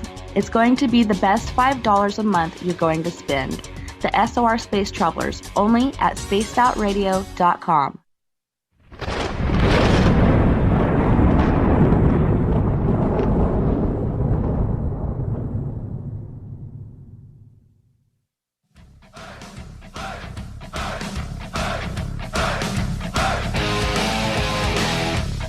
We've passed the halfway point of Spaced Out Radio tonight. I am your host, Dave Scott, sitting in the captain's chair of SOR headquarters. Thank you so much for joining us tonight. Really appreciate it.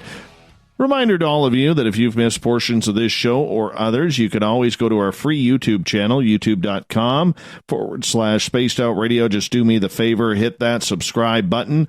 Our website is spacedoutradio.com, where we have a plethora of features for you, including reading up on Captain Shirk's SOR Newswire, where, well, you know how it goes. You can read up on all your latest news and then more. Captain Shirk updates it daily. Tonight we are talking with a great author, Shanon Sinn. We are talking The Haunting of Vancouver Island, Supernatural Encounters with the Other Side. That is Shannon's book. You can find it on his website. Go to ShannonSinn.com. I highly suggest you check it on out. Great Canadian ghost stories there. Shanon, welcome back to the show. Thanks for having me, Dave.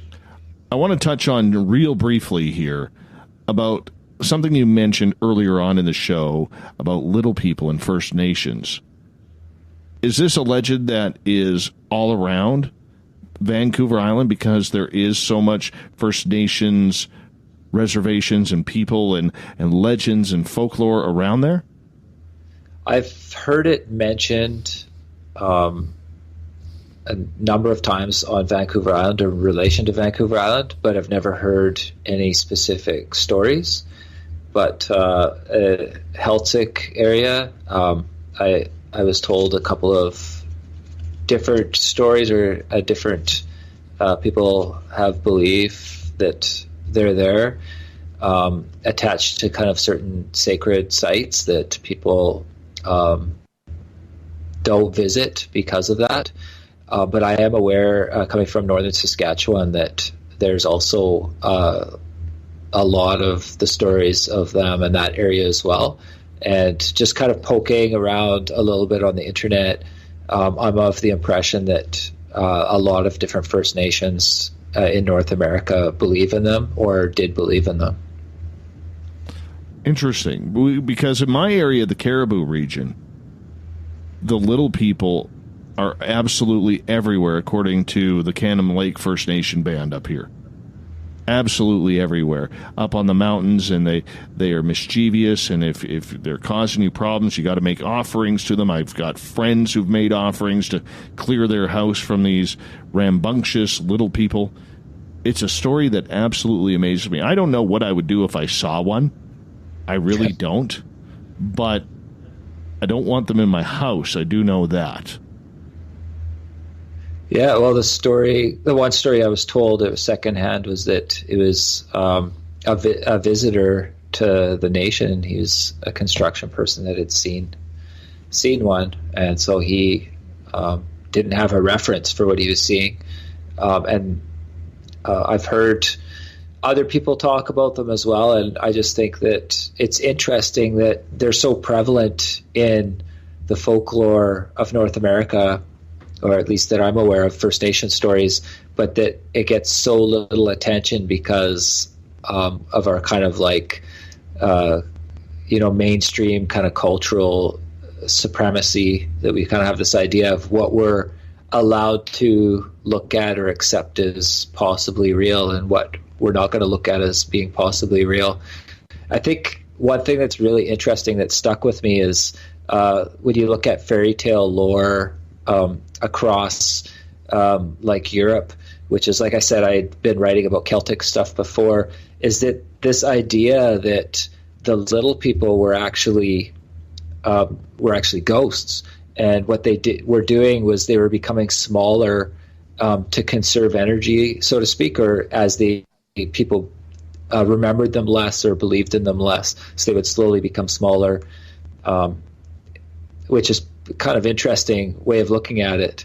And it might be an explanation too if you take the same idea and project that onto ghosts and think of like transparency as well, like maybe a ghost that has more people believing in it or whatever would appear more solid and over time slowly become more and more invisible too, right? Just like one of those things I just think about because it's just like, what could this be, right? But the little people, yeah, that's really interesting, and I wish that there was more people looking into that or writing about it, because I would definitely be interested in knowing a lot more about that subject. Surrounded by water, Vancouver Island has hundreds of sunken boats and ships going back to the 1700s, when they were just starting to learn about this west coast of this continent that they had just found.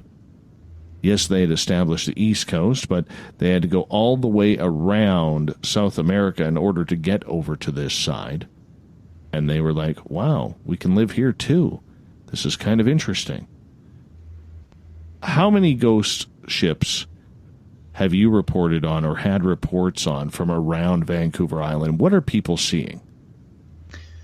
Well, the main ghost ship story is the ghost ship Valencia of the West Coast, which is seen between Pachina Point usually, and the early reports of it. It was a ship that sunk in 1906. It was a steamship that was sailing from San Francisco, I believe, and then supposed to go up to Seattle, and it missed the turn into Juan de Fuca Strait, and it was going through fog, and the captain ended up slamming into some rocks on the side of Vancouver Island, and it was hung up for a while. There was people making rescue attempts that were failed because it was in such a rough area, and this was during January, but it ended up going down. And 136 people were recorded to perish, including unregistered children. And only 37 people survived. And of those 37 people, 25 of them were crew members.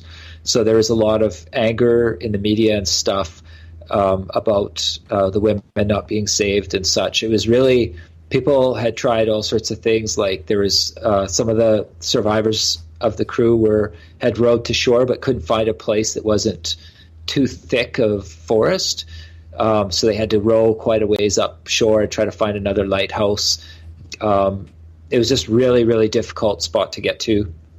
So that was in 1906, and by 1910 there starts to be major reports of it in the newspaper, Seattle Times, and it was said that it would follow people to Seattle or near Seattle, so we can assume that it's being seen at that time from Pachina Point, at least down to the Victoria area.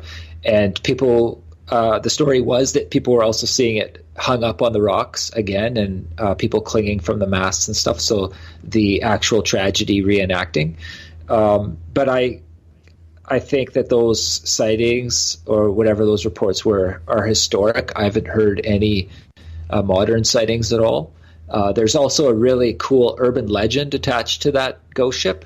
One of the rowboats wasn't recovered, and there was some First Nations salvagers that were looking in sea caves for different things from the wreck, and they said later, I think it was a year later, that they had seen deep in one of these caves one of the rowboat with skeletons inside of it. And when people went back to try to find this boat, they couldn't find it, or they couldn't enter the cave far enough as the First Nations people were able to.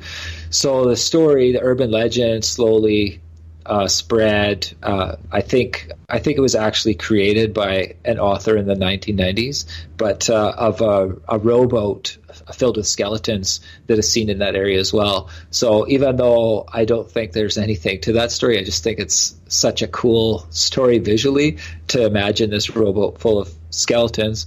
But one interesting thing is that I think it was like in the 1950s or 1960s, the rowboat was actually recovered. It was found, and this missing rowboat, and somebody took the plate off it, and the plate ended up in the Maritime Museum down in Victoria. But try to figure out how this rowboat could be out at sea and not be filled with water and sunk is just really hard to wrap your mind around. And these boats were so massive, like the rowboats could hold so many people that it wouldn't really be practical as used as a fishing boat or anything else. So if somebody salvaged it, it couldn't really be used for anything other than as a rowboat manned by, I think I figured out it had to be at least at minimum 6 people rowing it. But maybe even that's underestimating how many people would need to be rowing it. So it is a bit of a mystery where that boat was. So maybe that boat was actually sitting in a cave and then finally washed out after however many years. Are people hearing noises, screaming, shouting from the sailors who are trying to get to shore? I don't remember, to be honest, if off the top of my head, if they were that. Probably not. I mean, the ocean's pretty. If you're on the west side of Vancouver Island, which that whole area is known as the graveyard of the Pacific, like you had mentioned, many boats have gone down there. They eventually included partway down Washington State too. So that whole area is just all these historic wrecks.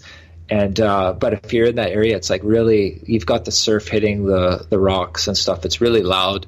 So I don't think it would be very easy to hear somebody, even if they were screaming, unless you're quite close to them. Any sounds of explosions, cannon fire, or anything like that? Not with that shipwreck that I can think of. And I can't really think of off the top of my head any ghost stories with any sort of cannon fire or anything. There's an interesting UFO story from the 1950s. It was of a Japanese. I have the name here. I'll actually read it. Meititsu Meru. I probably said that wrong anyways. It was 1957. It was a Japanese freighter. And it had seen a ship burning, and but said that there was what I guess now we would call, or even then we would have called a UFO, like a hovering light above it.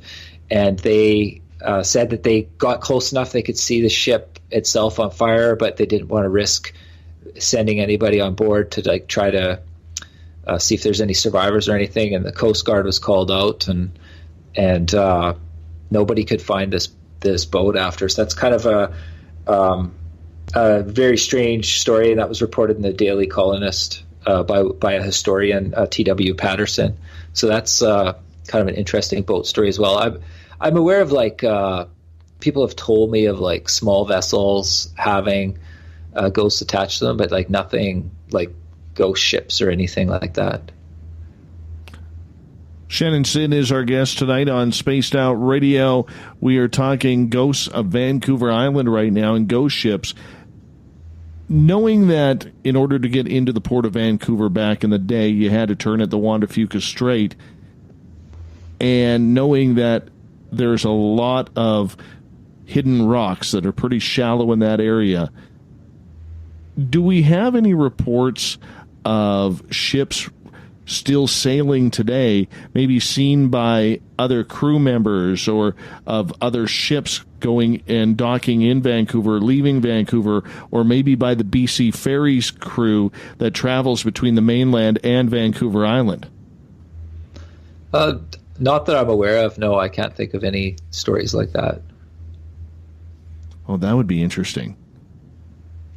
That'd be interesting to see if we could get somebody from Vancouver Ferries or BC Ferries to talk about that. That would be fun. What about ghost stories? Because there's a lot of old hidden villages in Vancouver Island. I'm thinking Ucluelet, Tofino, Bamford, Port Alberni, where Port Alberni, I believe in the 1960s, was almost wiped out by a tsunami after a giant, I believe, 9.3 earthquake or something along those lines hit in Alaska. There's a lot of communities that have been affected by tsunamis and oceanic storms.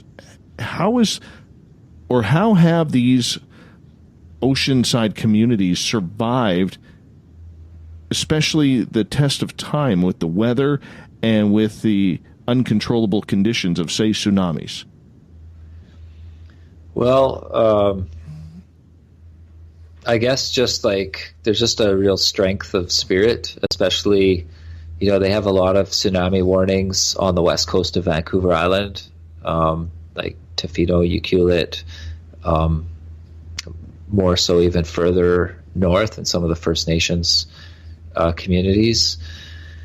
It's something, like, to be honest with you, I'm more terrified of the idea of a tsunami because I spend a lot of time in Tofino than I am of a ghost, because what would a person even do? But you're kind of at the mercy of the elements, right, or of the earth.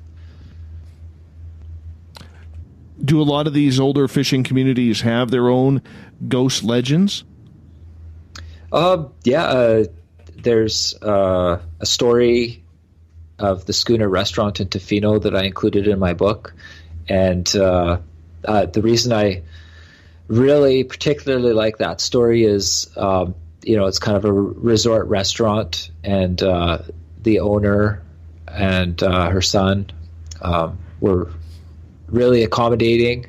When me and a friend went to look at it, we took a bunch of pictures and stuff and set some stuff up overnight, but didn't really capture anything. But the seasonal workers, they're not really TV watchers. They're not whimsical. They're very practical. Like, a lot of them are working, more than one job, just trying to make as much money as they can over the season. And some of them will be travel to, like, the ski communities in the winter. So they're not at all like the type of people that you would expect to have ghost experiences. But they, when I was interviewing them, like, there was the apparition that they saw. They believe they know who he is. He's a former chef named Morris, and they were eating after close, several of them, and all of a sudden there's a guy sitting at another table, and they all looked over and they all saw him. So there's multiple witnesses to that.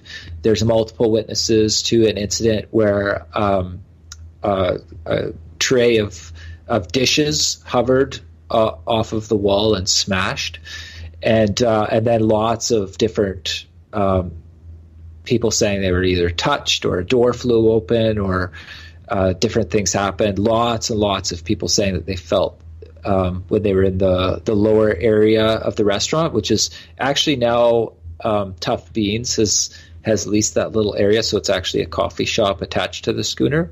It's kind of split between them if you go there. But lots of people have said that they felt watched, or that smaller things had happened as well. So pretty much all the staff members felt that there was something there. I think there was one waitress who just said straight to me that she's never seen anything or nothing's ever happened to her. But the majority of people had said that they had experiences, and the one long-term worker that had just left there, but I was able to interview her. She'd been there for years, and she's a friend of the family's. Tofino being a small community of locals anyways. She said usually there's one or two big incidents a year, generally during when it's busy and all the people are around, and then lots of smaller things happen, and sometimes nothing will happen for a long period in between. So I just thought that was really interesting, because a lot of times the reports you get of hauntings and stuff are from people that might already be leaning towards believing in it or have an interest in ghost stories, and in that case it was quite different. So that's the big one on the West Coast as far as the Western type stories. And then one of the chapters in the book is an interview with Chief James Swan of a Howsit, who talks about a Howsit ghost stories, a Howsit man Howsit. It also has other types of stories as well. That's the only chapter in the book that is transcribed because it was an interview with him. I wanted to keep his words exactly as they were because a lot of times his answers are layered, and as I was transcribing them, I'd go back and I'd see things that I didn't catch the first time. He's just a gifted storyteller. So I would say like a Howsit's the biggest First Nations fishing village on the West Coast as well. So there's some interesting stories from there. Have any of these ghosts, as we got about just over a minute left, have they attacked people? Have they put curses on people? I might have to think about that for a minute. Off the top of my head, I can't think of anything I would call a curse, although that interview with Chief James Swan, he did talk about the idea of black magic and that there are black magic practitioners. And one of the more scary ghosts that chases people is in his account as well in that chapter.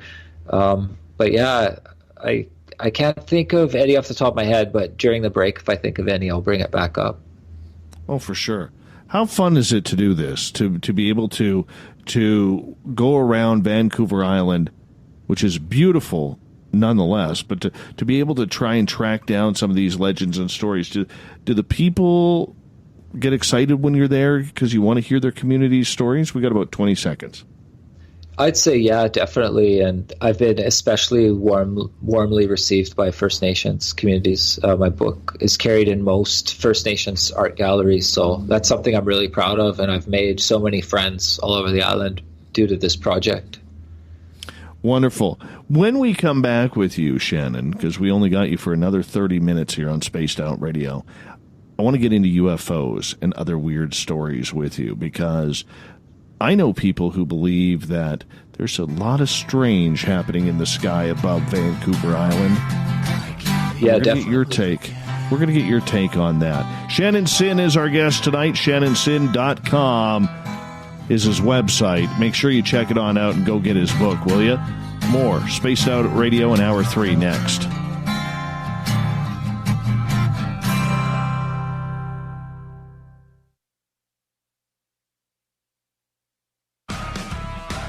Get your horns up with me on Spaced Out Radio. This is Ron Bumblefoot THAL. Come tune in to SOR, where you can hear me rock out with Little Brother Is Watching, the official theme song of Spaced Out Radio.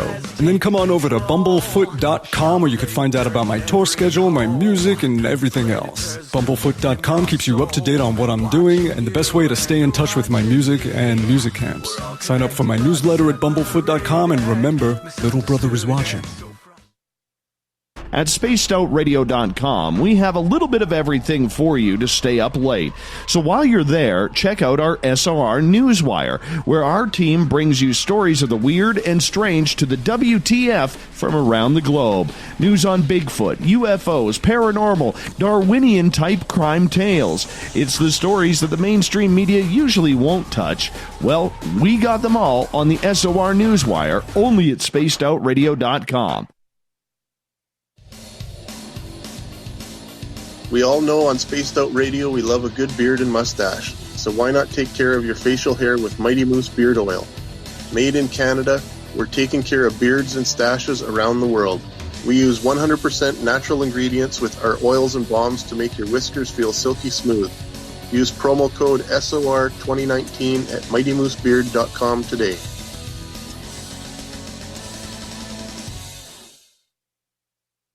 Come hang out with Spaced Out Radio, where we own the night. This is Carl. You can follow Dave on Twitter at Spaced Out Radio, and during the show, use the hashtag Spaced Out Radio to chat with us live. On Instagram, at Dave Scott SOR. On Facebook, give our page a like, Spaced Out Radio Show. SOR archives are free on YouTube at Spaced Out Radio. Come join us, or I will come join you. See you at your window. Find your escape where time has no limits. It's about living today and cherishing the heritage of yesterday. A spirit of adventure for what is new, with the nostalgia of the past. Your timepiece is a reflection of who you are. Life surrounded by beauty from the world around us to the soul within. EscapeWatches.com. There is no time like the present to enjoy your escape. Use promo code SMF2017 for your 20% discount today. The Call of the Wild is in Vancouver. The Moose Vancouver is one of the hottest bars and restaurants in the city. Open until 2 a.m. nightly, the Moose will rock you like a hurricane all night long. Great food with everything on the menu at $6.95 near the corner of Nelson and Granville. Get your horns up and come rock with us. The Moose Vancouver, the official rocking bar of Spaced Out Radio.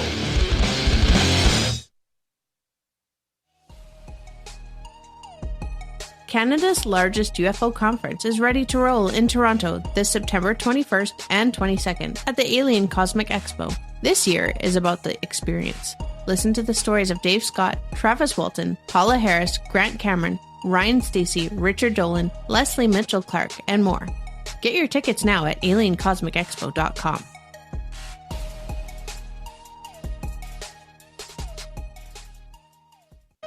Hey fans, it's Dave Scott. Do I have something for you to check out? A great documentary about legendary Mexican investigative journalist Jaime Maussan and his search for the truth about UFOs. Beyond the Spectrum, Maussan's UFO files can be found on Amazon Prime. It's free to watch if you're a member. You might even hear me in it. So check out Beyond the Spectrum, only on Amazon Prime.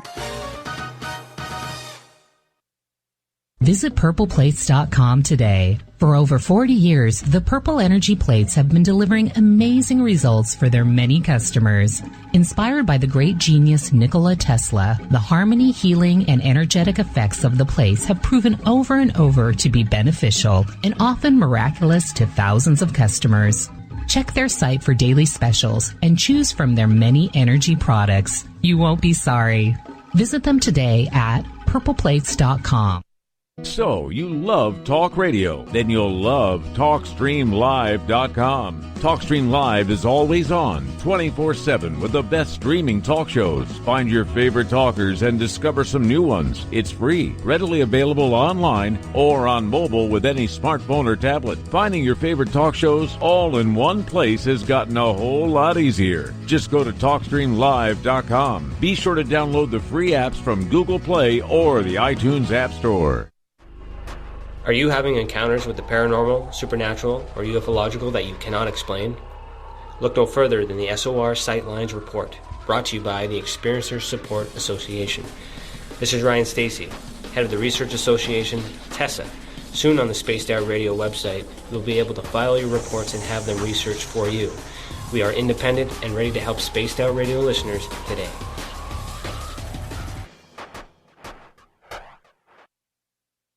On the first Tuesday of every month, I encourage you to come along for a journey with me, Geraldine Orozco, on The Spiritual You.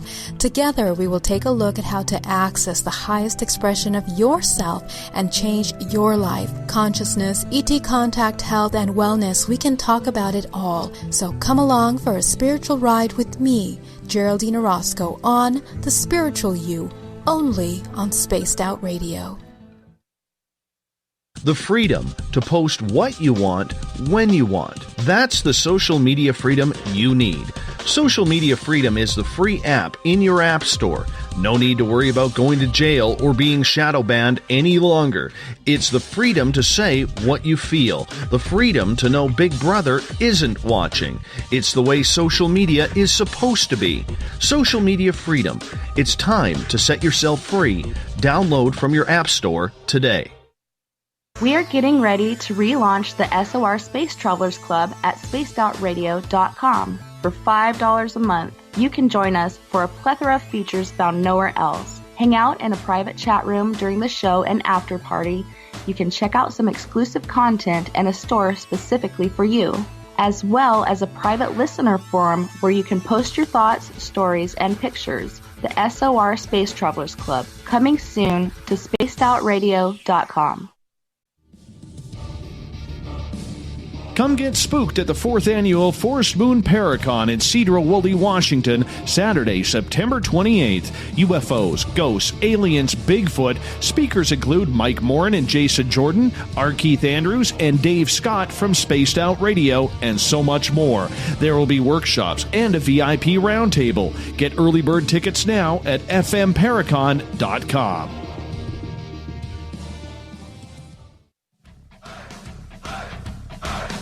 Would you like to connect with us? Head to spacedoutradio.com for all your latest show info. Now, back to Dave Scott and SOR. Third and final hour of Spaced Out Radio is underway tonight. I am your host, Dave Scott. Thank you so much for being with us.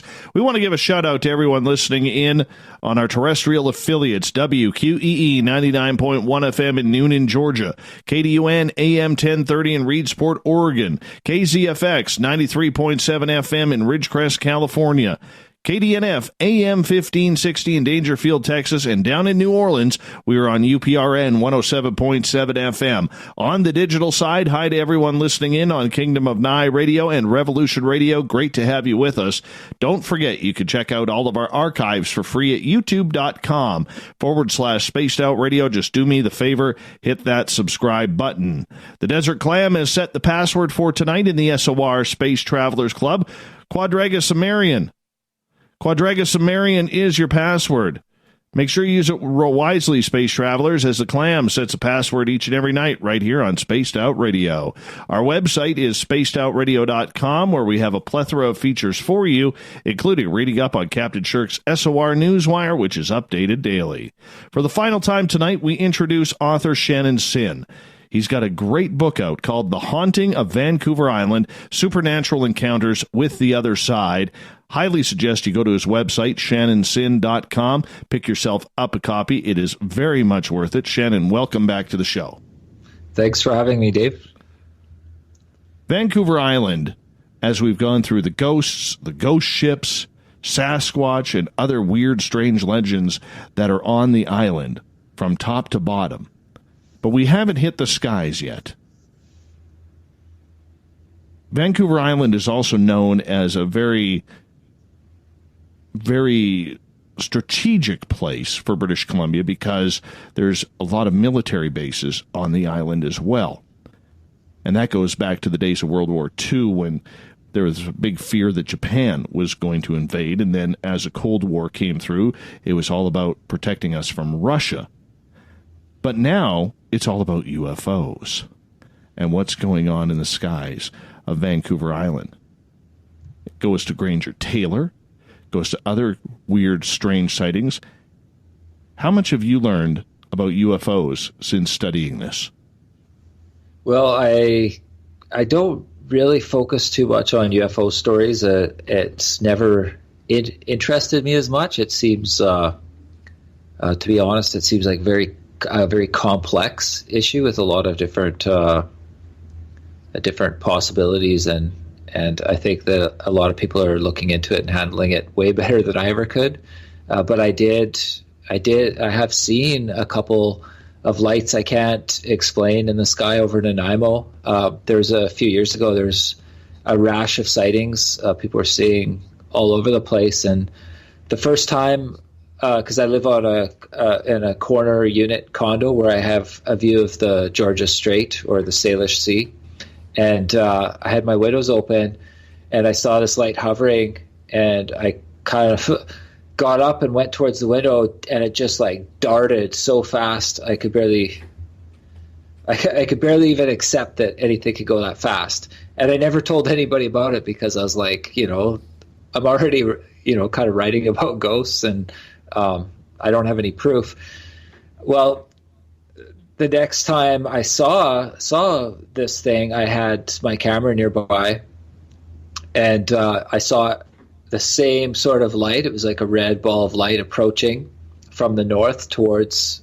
So not, I wasn't looking out the window east. This time I was, because I'm in a corner unit, I was looking north, which my curtains are open, and that's kind of behind where my TV is.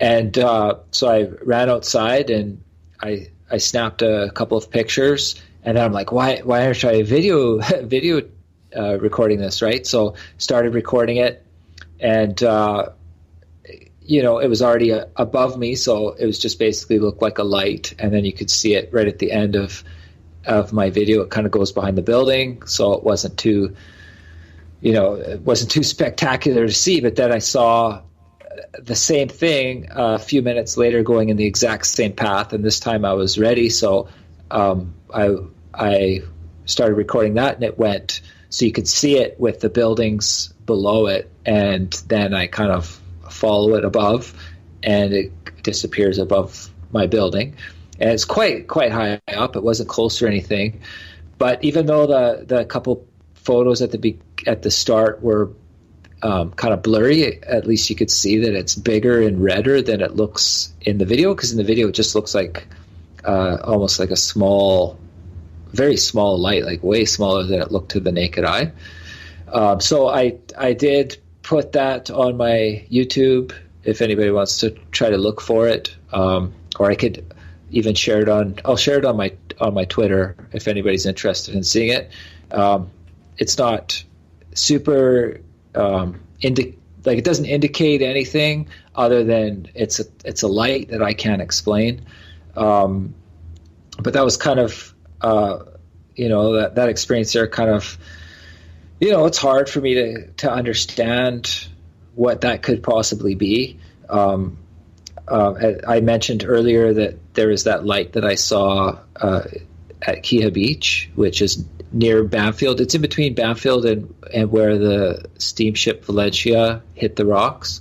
And that light was hovering in the trees. I woke up, I was staying on the beach. I was camping alone.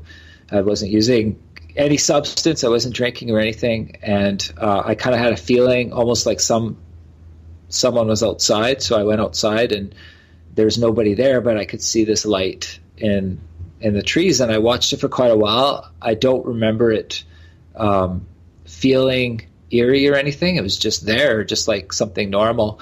And I think I just eventually got bored and went back to sleep. Like, it was there for a while, it just kind of kept moving. And the next morning I climbed up there. It was very difficult to get up there. And I was whacking kind of through the salal, the underbrush, the heavy underbrush, looking for any place that someone could be standing. And this happened in the late 90s. So this is before like there was any drones or anything around. And I just can't, for the life of me, figure out what this light hovering in the trees could be. So the one thing, that I kind of ask myself is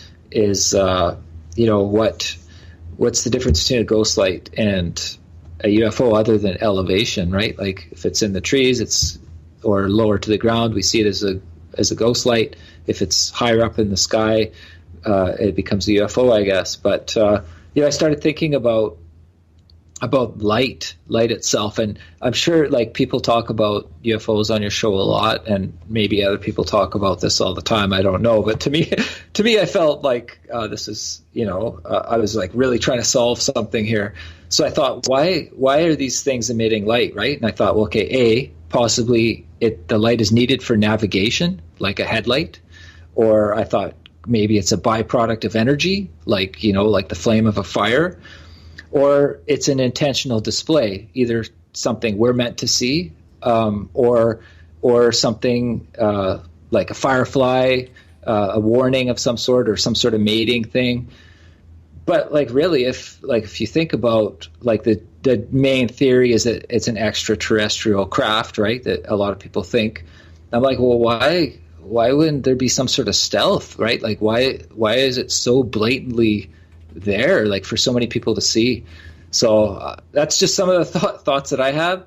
But I definitely know that there's stuff in the sky that I can't explain. Well, if you ever heard the story back in 1970 where there was an alleged UFO hovering outside the hospital in Duncan, British Columbia, and a bunch of nurses were eyewitnesses to this craft, where they even saw occupants standing in the craft. It's a pretty incredible story. No, I've never heard that story. Oh, you got to check that one out. And there's a big one out at Shawnigan Lake, too.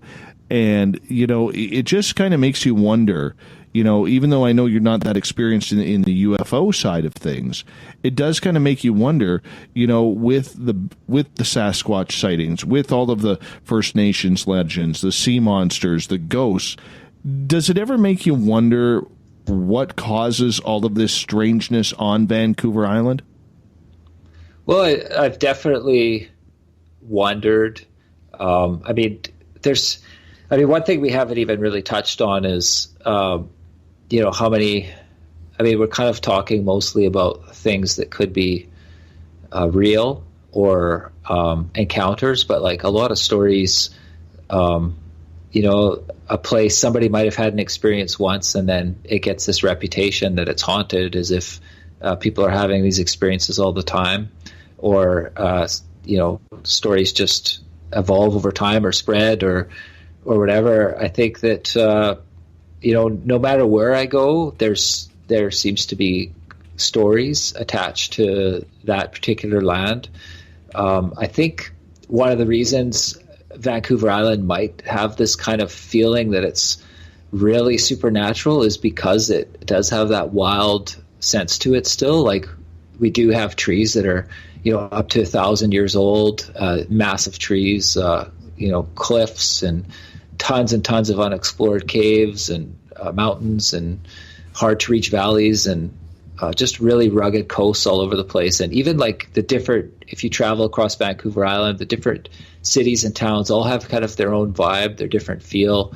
And it's just this place that you never can quite feel like you fully can grasp or comprehend. And I'm sure that kind of bleeds into stories as well, where people have these ideas of, what's over the next mountain, or what's in the forest, in the deep parts of the forest. But we definitely have some really amazing stories. And one of the reasons I do love Vancouver Island so much as a place to look at is because we have kind of like at least one of everything. Like, we have our headless woman, or we have the woman that walks on water, or the skull-faced bishop, which is, that's a perfect example of a story that's changed over time. So I think part of it is people are having these experiences, but part of it is, it's just a really fascinating place, and it adds a lot to the storytelling element when people are sharing their experiences. Shanon Sinn is our guest tonight on Spaced Out Radio, Ghost Stories of Vancouver Island. That's where we are at. You just mentioned Lady Walks on Water. That just intrigues me. What's the legend behind that one?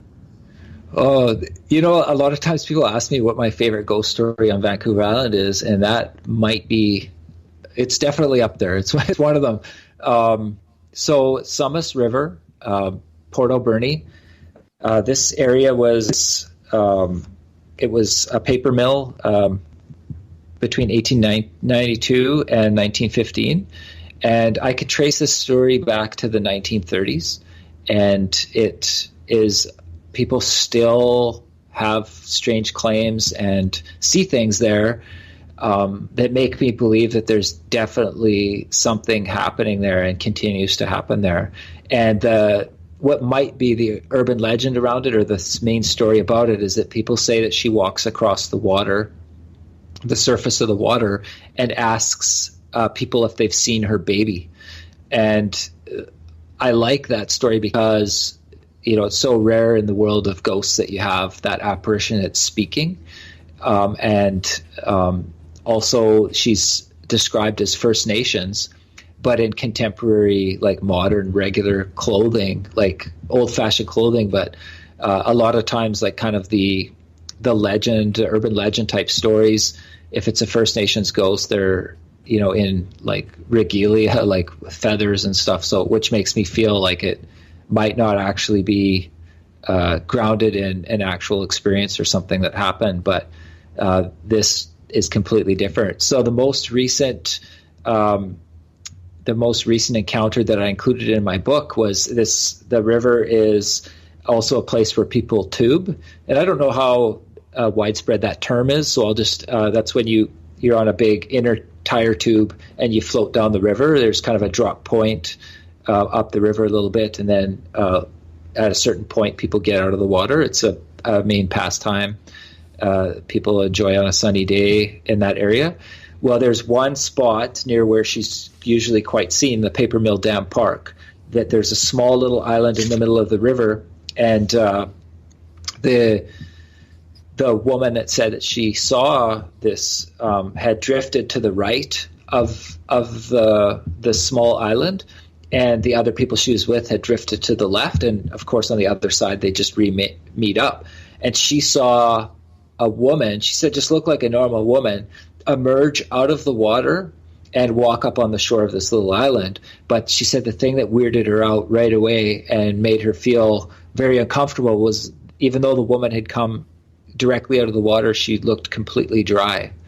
So that's the most recent story of that. There's stories going back a few decades of her chasing people up the path at night, asking if they've seen her baby and stuff. So I've never been able to find a death in that area, but I was able to determine that when the Paper Mill Dam was there, it did have boards over the water.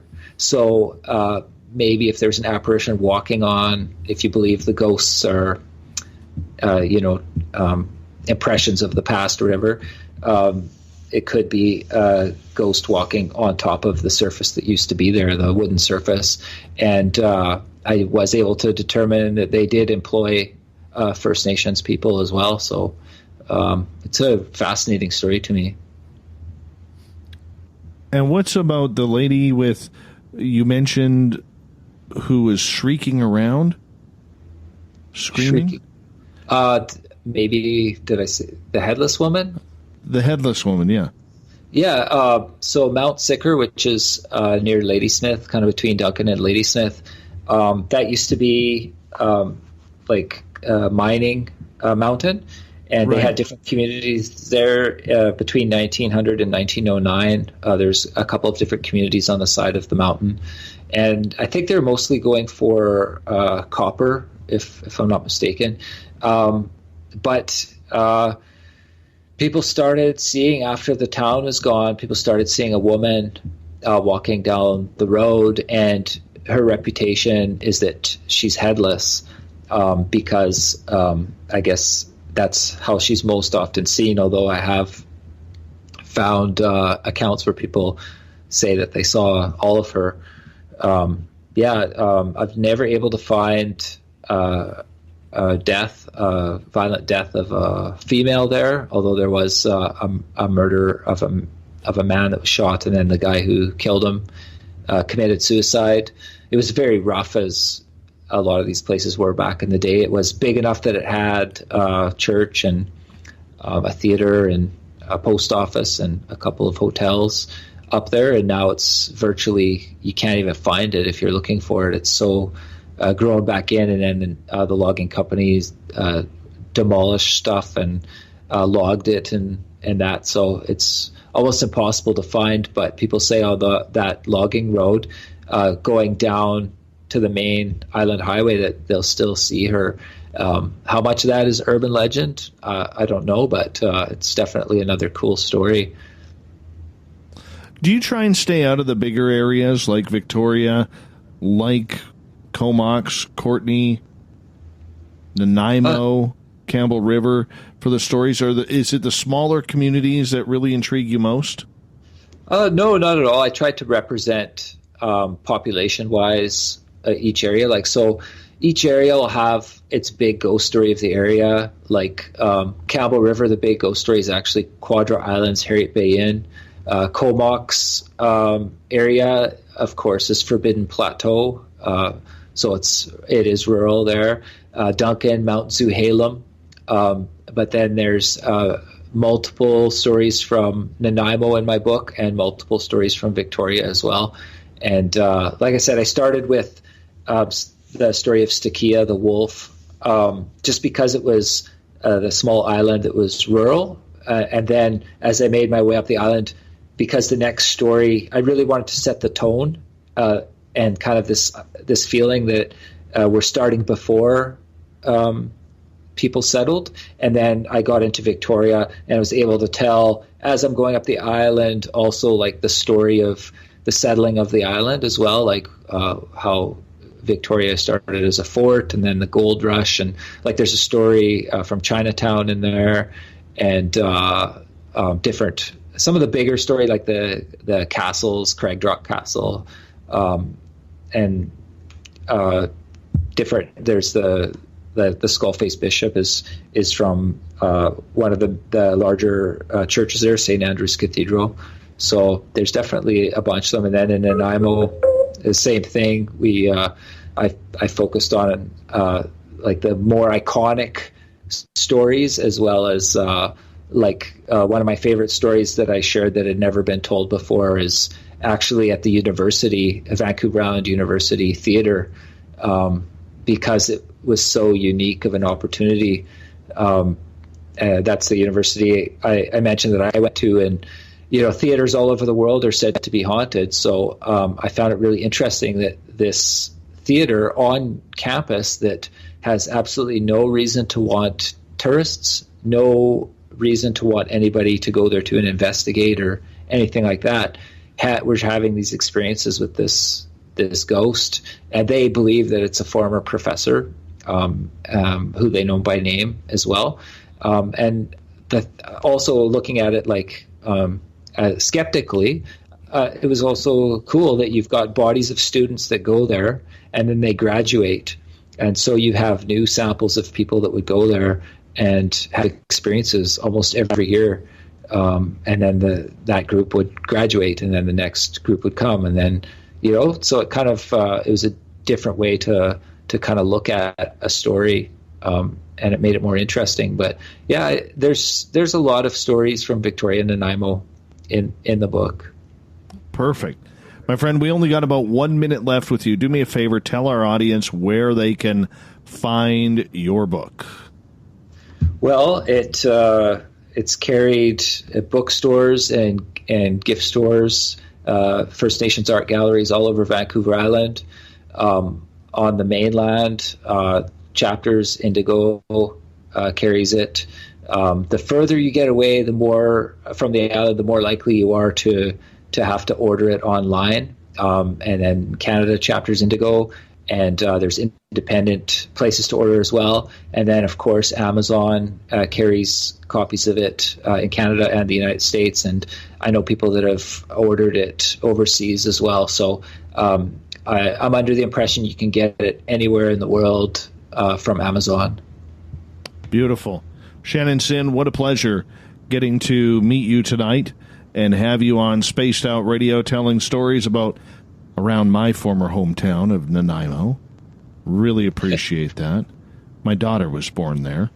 So oh, really? I kind of have a special place for Nanaimo in my heart. It's where I started my radio career as well. ShannonSinn.com is his website. Coming up next, we have the SOR News Wire and the Thought of the Day, so stay tuned.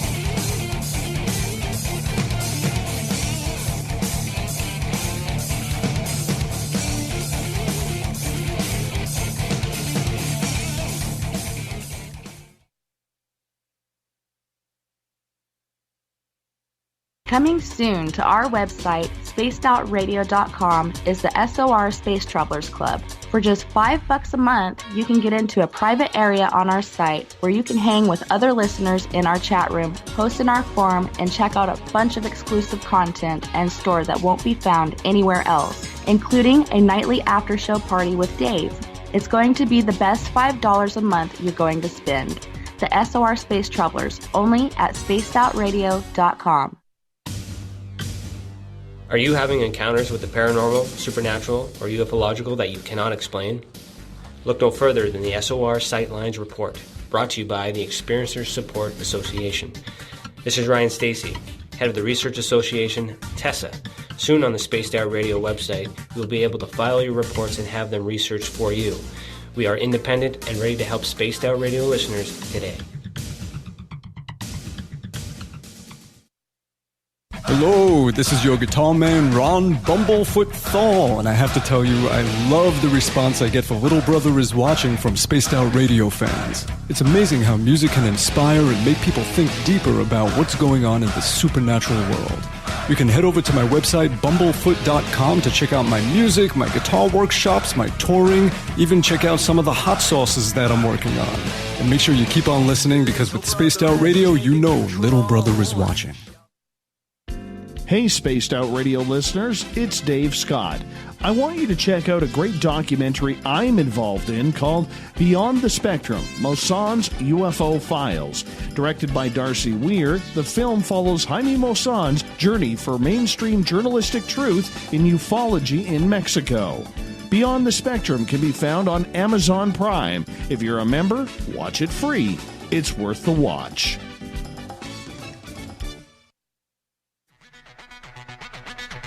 Come get spooked at the 4th Annual Forest Moon Paracon in Cedar-Woolley, Washington, Saturday, September 28th.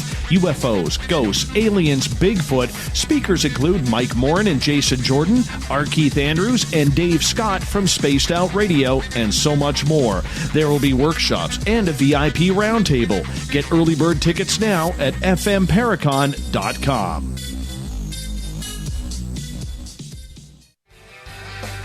From the heartlands of Canada to beards around the world, we know how to take care of you. Fill your follicles with the Mighty Moose Beard Oil. All our oils and balms are handmade and 100% natural ingredients because we care about your beard. And hey, use the promo code SOR2019 and get your Mighty Moose Beard Oil today.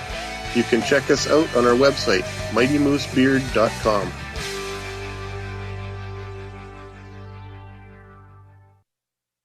Heading to Vancouver and looking for a night on the town? The Moose Vancouver is the bar that never stops rocking until 2 a.m. every night. The Moose has great food with everything on the menu from $6.95 to $8.95. Fantastic, vibrant staff and rock and roll that will bring you back to when the music was real, the hair was long, and the guitars were rockin'.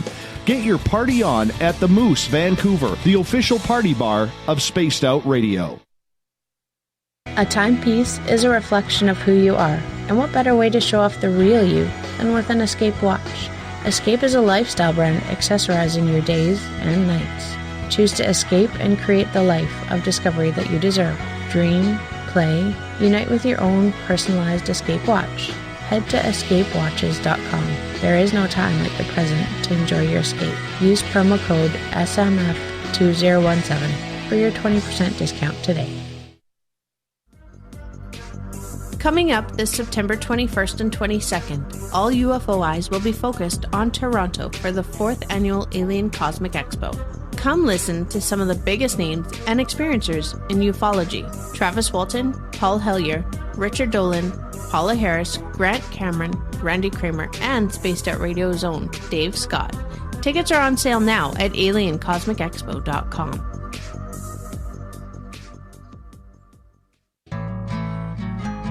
Looking for a place to advertise at a very reasonable cost? Look no further than Spaced Out Radio. SpacedOutRadio.com has an advertising tab that you can click to check out our daily, weekly, and monthly packages to play on the radio, or our website including social media. From commercial spots to banners, we have it all. Check out our competitive pricing today. Every night on Spaced Out Radio, we have places for you to hang out. Hi, this is Carl. Join our SOR Space Travelers group on Facebook for live chat. On Twitter, using hashtag Spaced Out Radio. You can also join us in our Spreaker chat room. Check us out on Instagram at Dave Scott SOR. All of our archives are free on YouTube at Spaced Out Radio. By the way, I'll be watching you at your window until you do. Bye! Looking for the stories of the strange and weird that you will find hard to find anywhere else? Check out the SOR Newswire on our website. Our writers, led by Captain Shirk, are scouring the world for the oddest and most bizarre stories we can find. Everything from weird crime to suspenseful and paranormal. We're working hard for you to bring you the most intriguing news of your day. Check out the SOR Newswire at spacedoutradio.com today. Are you intrigued by Paranormal Talk Radio? You'll love the new Paranormal Radio app from TalkStream Live. You'll find a great selection of talk shows covering UFOs, ghosts, strange phenomena, and much more. Download the Paranormal Radio app now and start listening to the very best in paranormal talk entertainment, including the network you're listening to right now, the Paranormal Radio app, free in Google Play and the iOS App Store.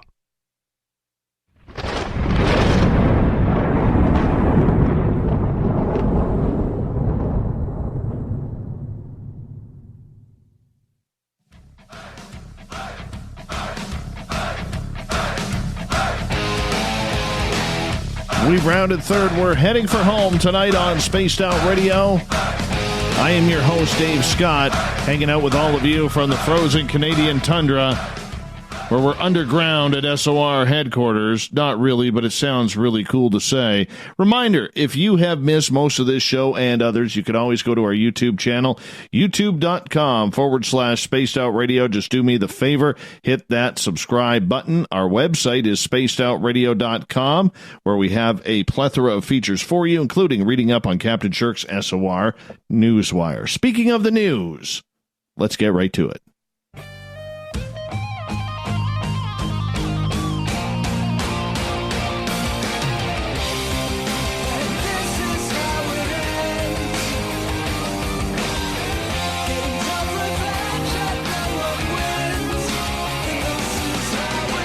The news is always changing, which is why we bring you the SOR Newswire at the back end of every show. You can check out all of our news at spacedoutradio.com. Captain Shirk has it all ready for you. Starting off up here, the Great White North, where Canadian authorities are on the lookout for a man who stole approximately $187,000 worth of cheese from a business in Ontario. The cheese thief arrived in a transport truck and had necessary paperwork stating the cheese would be delivered to New Brunswick. After loading it onto his trailer, he drove away but never showed up in the eastern province. Delivery documents provided by the driver were fake, and investigators do not know who he was nor where the $187,000 worth of cheese was really taken. It's still not clear what kind of cheese was involved in the theft. That's quite the addiction. You have to be addicted to cheese to steal a truck about that. Oh, my goodness. I mean, I love cheese, but I wouldn't go rip off a semi-truck to steal it. No, I can just get it at the store. Eat it when I want. Free country. Freedom. Freedom's a good thing. Residents in a Missouri county are getting creeped out over a series of life-size dolls that have mysteriously started appearing throughout the area. The realistic, eerie dolls started popping up in strange locations throughout Jefferson County and the town of Festus last week. Some of them were even without a face, others even headless. One witness said, "At first, I didn't even realize it was a doll. I was like, what is that? It looked like it was crying. And in a timeout, I was like, now that's kind of creepy." One of the dolls was seen laying on a rock without a head, another was found hanging from a light pole, and another looked like it was crying against a pole. Police say one resident called 911 out of concern that one of the dolls was actually a child on the roadside. They're getting pretty good where they're putting these, putting them where they are going to be seen. This was at one major intersection, Festus Police Chief Tim Lewis said, in regards to one doll on a light pole. Many of the dolls look fairly similar, but are dressed in different colors. As you could tell, it looks like a little girl. The hands are sewn to the face, no face on it. If you were to see it from behind, it looks like a real little girl. If you're out and about and you see that, it looks like a little girl crying against a pole, and someone is going to stop, Lewis said. In this town, people are good-hearted. People are going to stop and make sure that's not a child. They're going to get hit, or they're going to get run over, and then you're dealing with a catastrophe. Lewis went on to say that police believe it's the work of a prankster, but they still haven't identified the suspect. Terrifying dolls are no stranger to pop culture. Just this June, the movie Annabelle came out, and evil dolls were all over the place. And the random nature of this odd prank is similar to when creepy clowns were spotted in several states back in 2016. Man, that's a habit I hope goes away. I hate clowns. I really do hate clowns. It's terrible. Speaking of clowns, here's something freaky. Harrington Park, New Jersey. Renee Jensen and her boyfriend were relaxing on a sunny Saturday afternoon when an unidentified object landed in their backyard. The object sailed through the air, somehow not hitting any of the trees surrounding the yard. As Jensen approached the object to inspect it, she came face to face with Pennywise, the murderous clown that lives off of fear. The plush toy, with its frayed-off tag and mysterious markings on its forehead, was enough to spook Jensen and her boyfriend. I turned it over and I jumped back and dropped the thing and yelled, "Alex!" He picked it up, and I was freaking out. It was creepy, and it had this weird writing on it. I don't even know what it was. It looked cultish. The plush doll is from the latest iteration of the fictional character Pennywise, the ancient and evil antagonist from Stephen King's novel It. After a TV miniseries adaptation in 1990, a film adaptation of the novel hit theaters in 2017. The sequel, It Chapter 2, is set to release next month. It's the sequel's trailer. Pennywise is seen dangling in the air from a cluster of balloons as he's slowly floating down to the ground. With her boyfriend getting ready to leave for work, Jensen decided to report the doll to police. Even officers were creeped out by the tiny doll, refusing to touch it. So when the officers left, Jensen, who owns a Reiki and intuitive healing business, did not want to take any chances. Of course, how did she not see this coming? She's intuitive. Why not see Pennywise falling from the sky?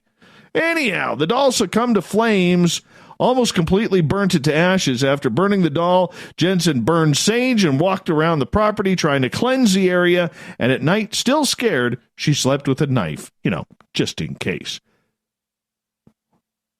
Ugh. All right.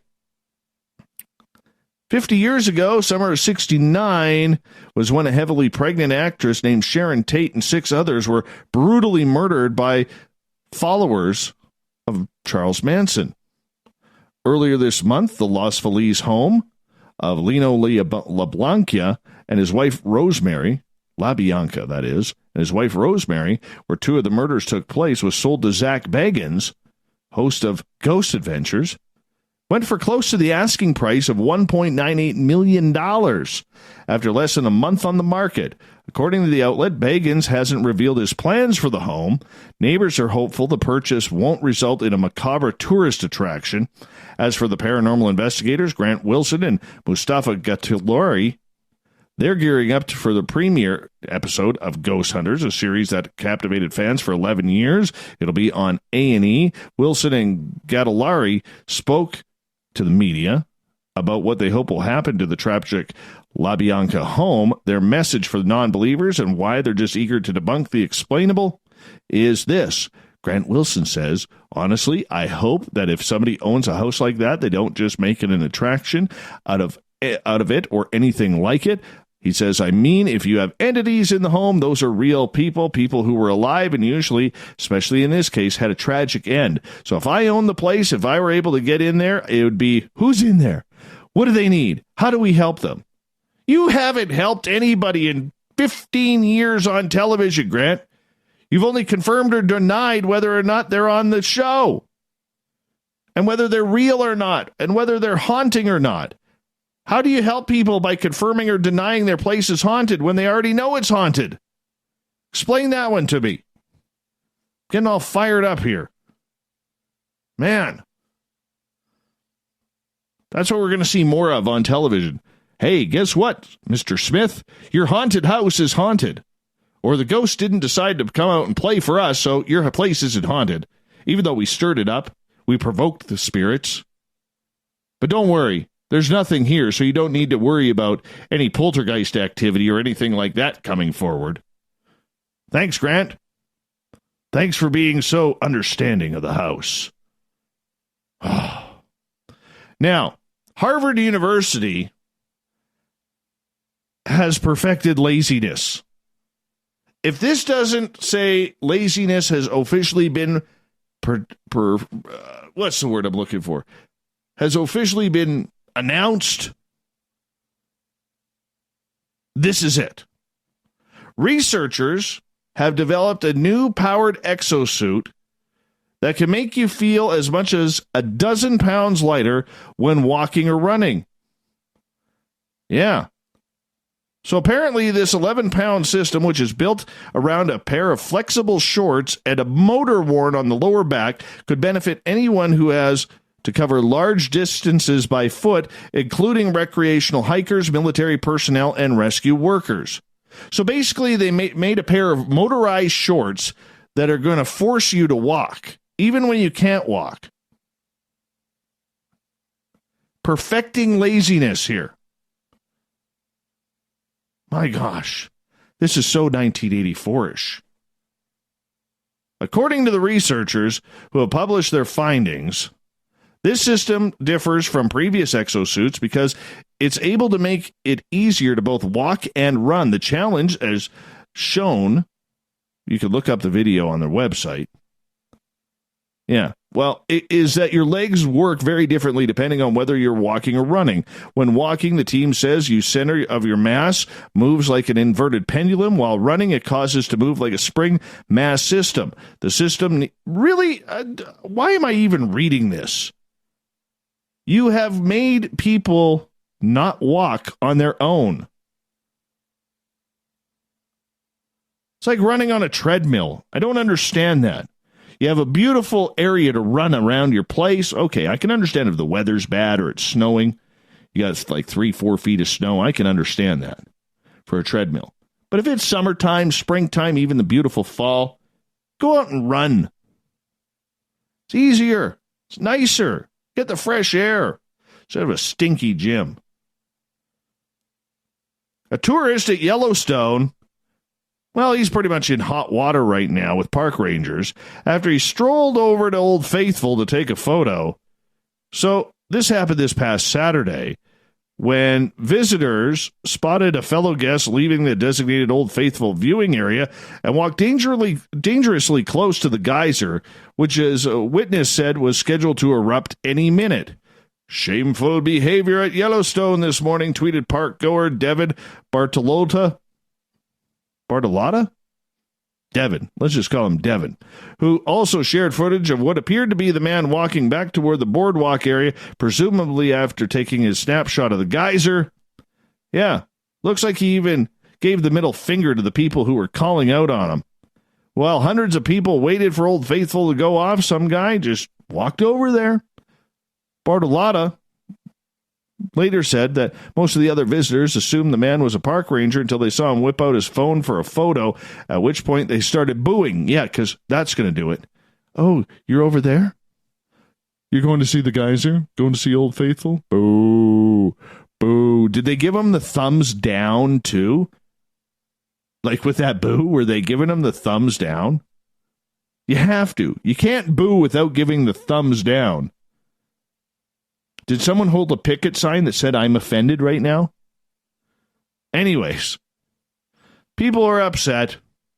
Spokesperson for Yellowstone National Park was not available immediately for any type of talk to confirm whether or not the visitor will be fined. However, similar behaviors have been met with harsh punishment in the past. In September 2018, Rangers apprehended a man who attempted to urinate into Old Faithful after leaving the boardwalk and walking up to the geyser. 2 workers were fired for urinating into the geyser in 2009.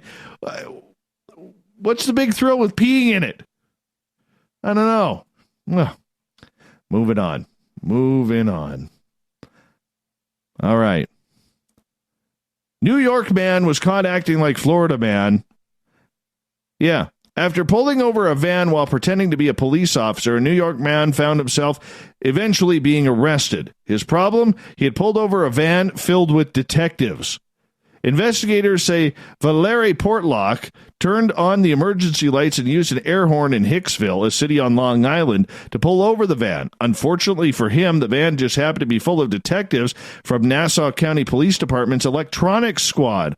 When detectives identified themselves, Portlock made an effort to flee the scene. He drove away, swerving into oncoming traffic, sped onto the Long Island Expressway, where he was finally stopped by Highway Patrol. Portlock was arrested and charged with criminal impersonation, reckless endangerment, and fleeing police.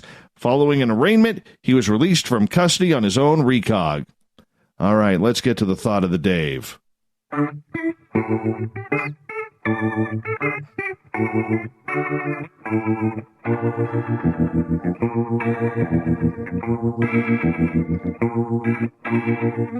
Thought of the Dave happens every night at this time, where we post a question on our Facebook and Twitter pages, then read your responses on the air. Why?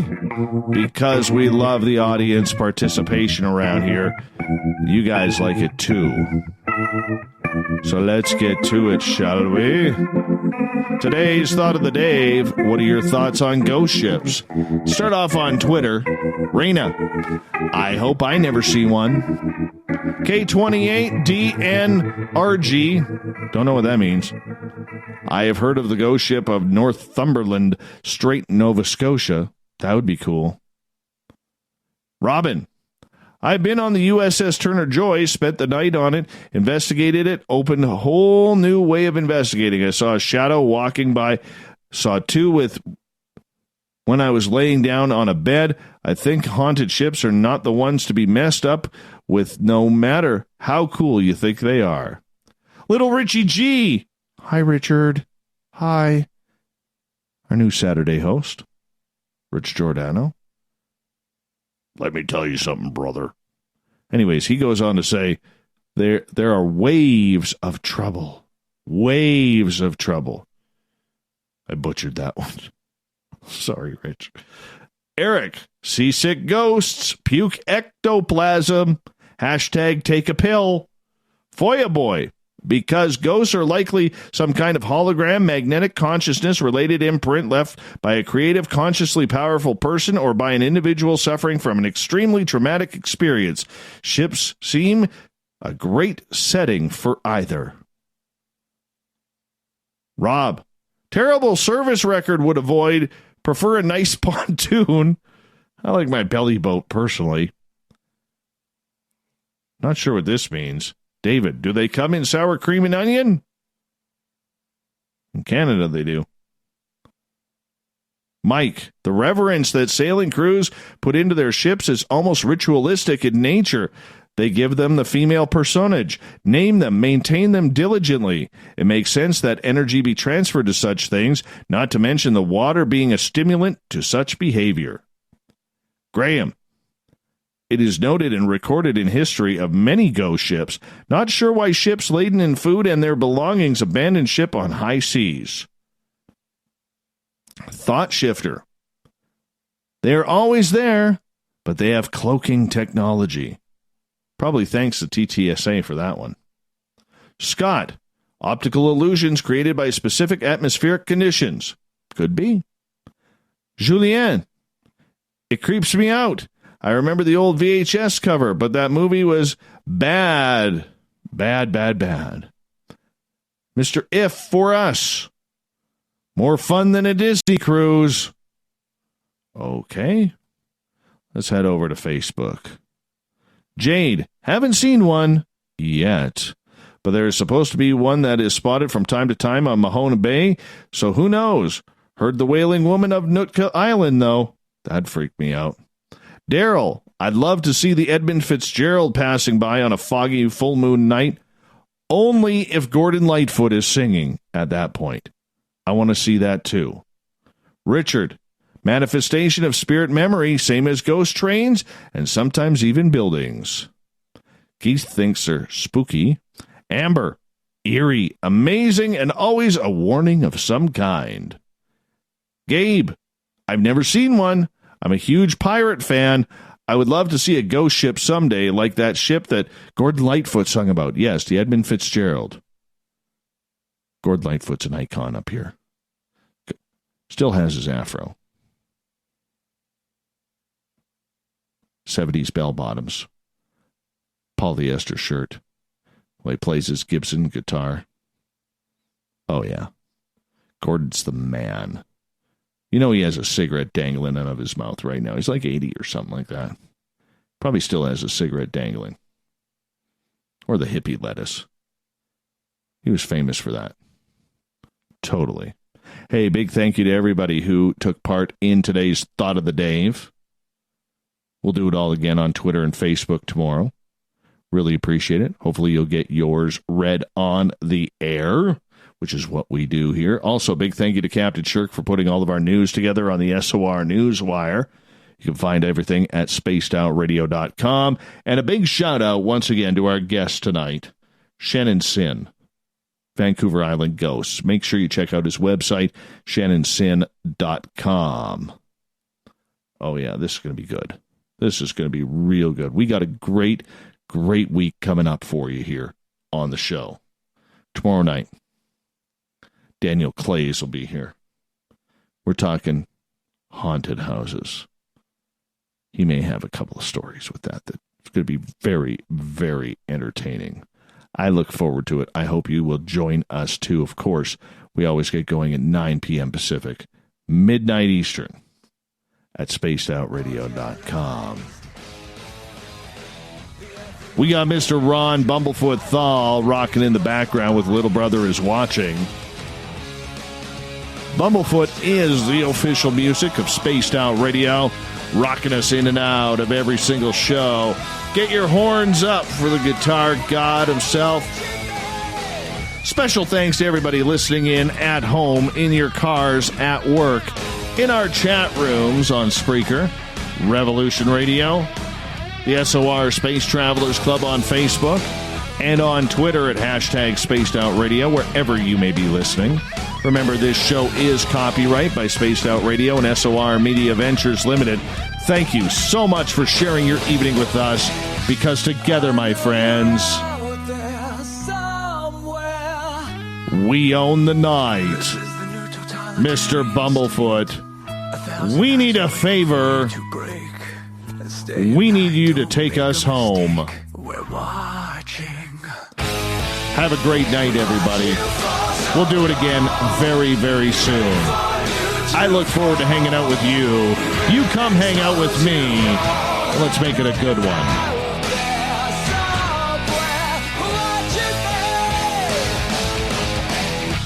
Good night, everybody.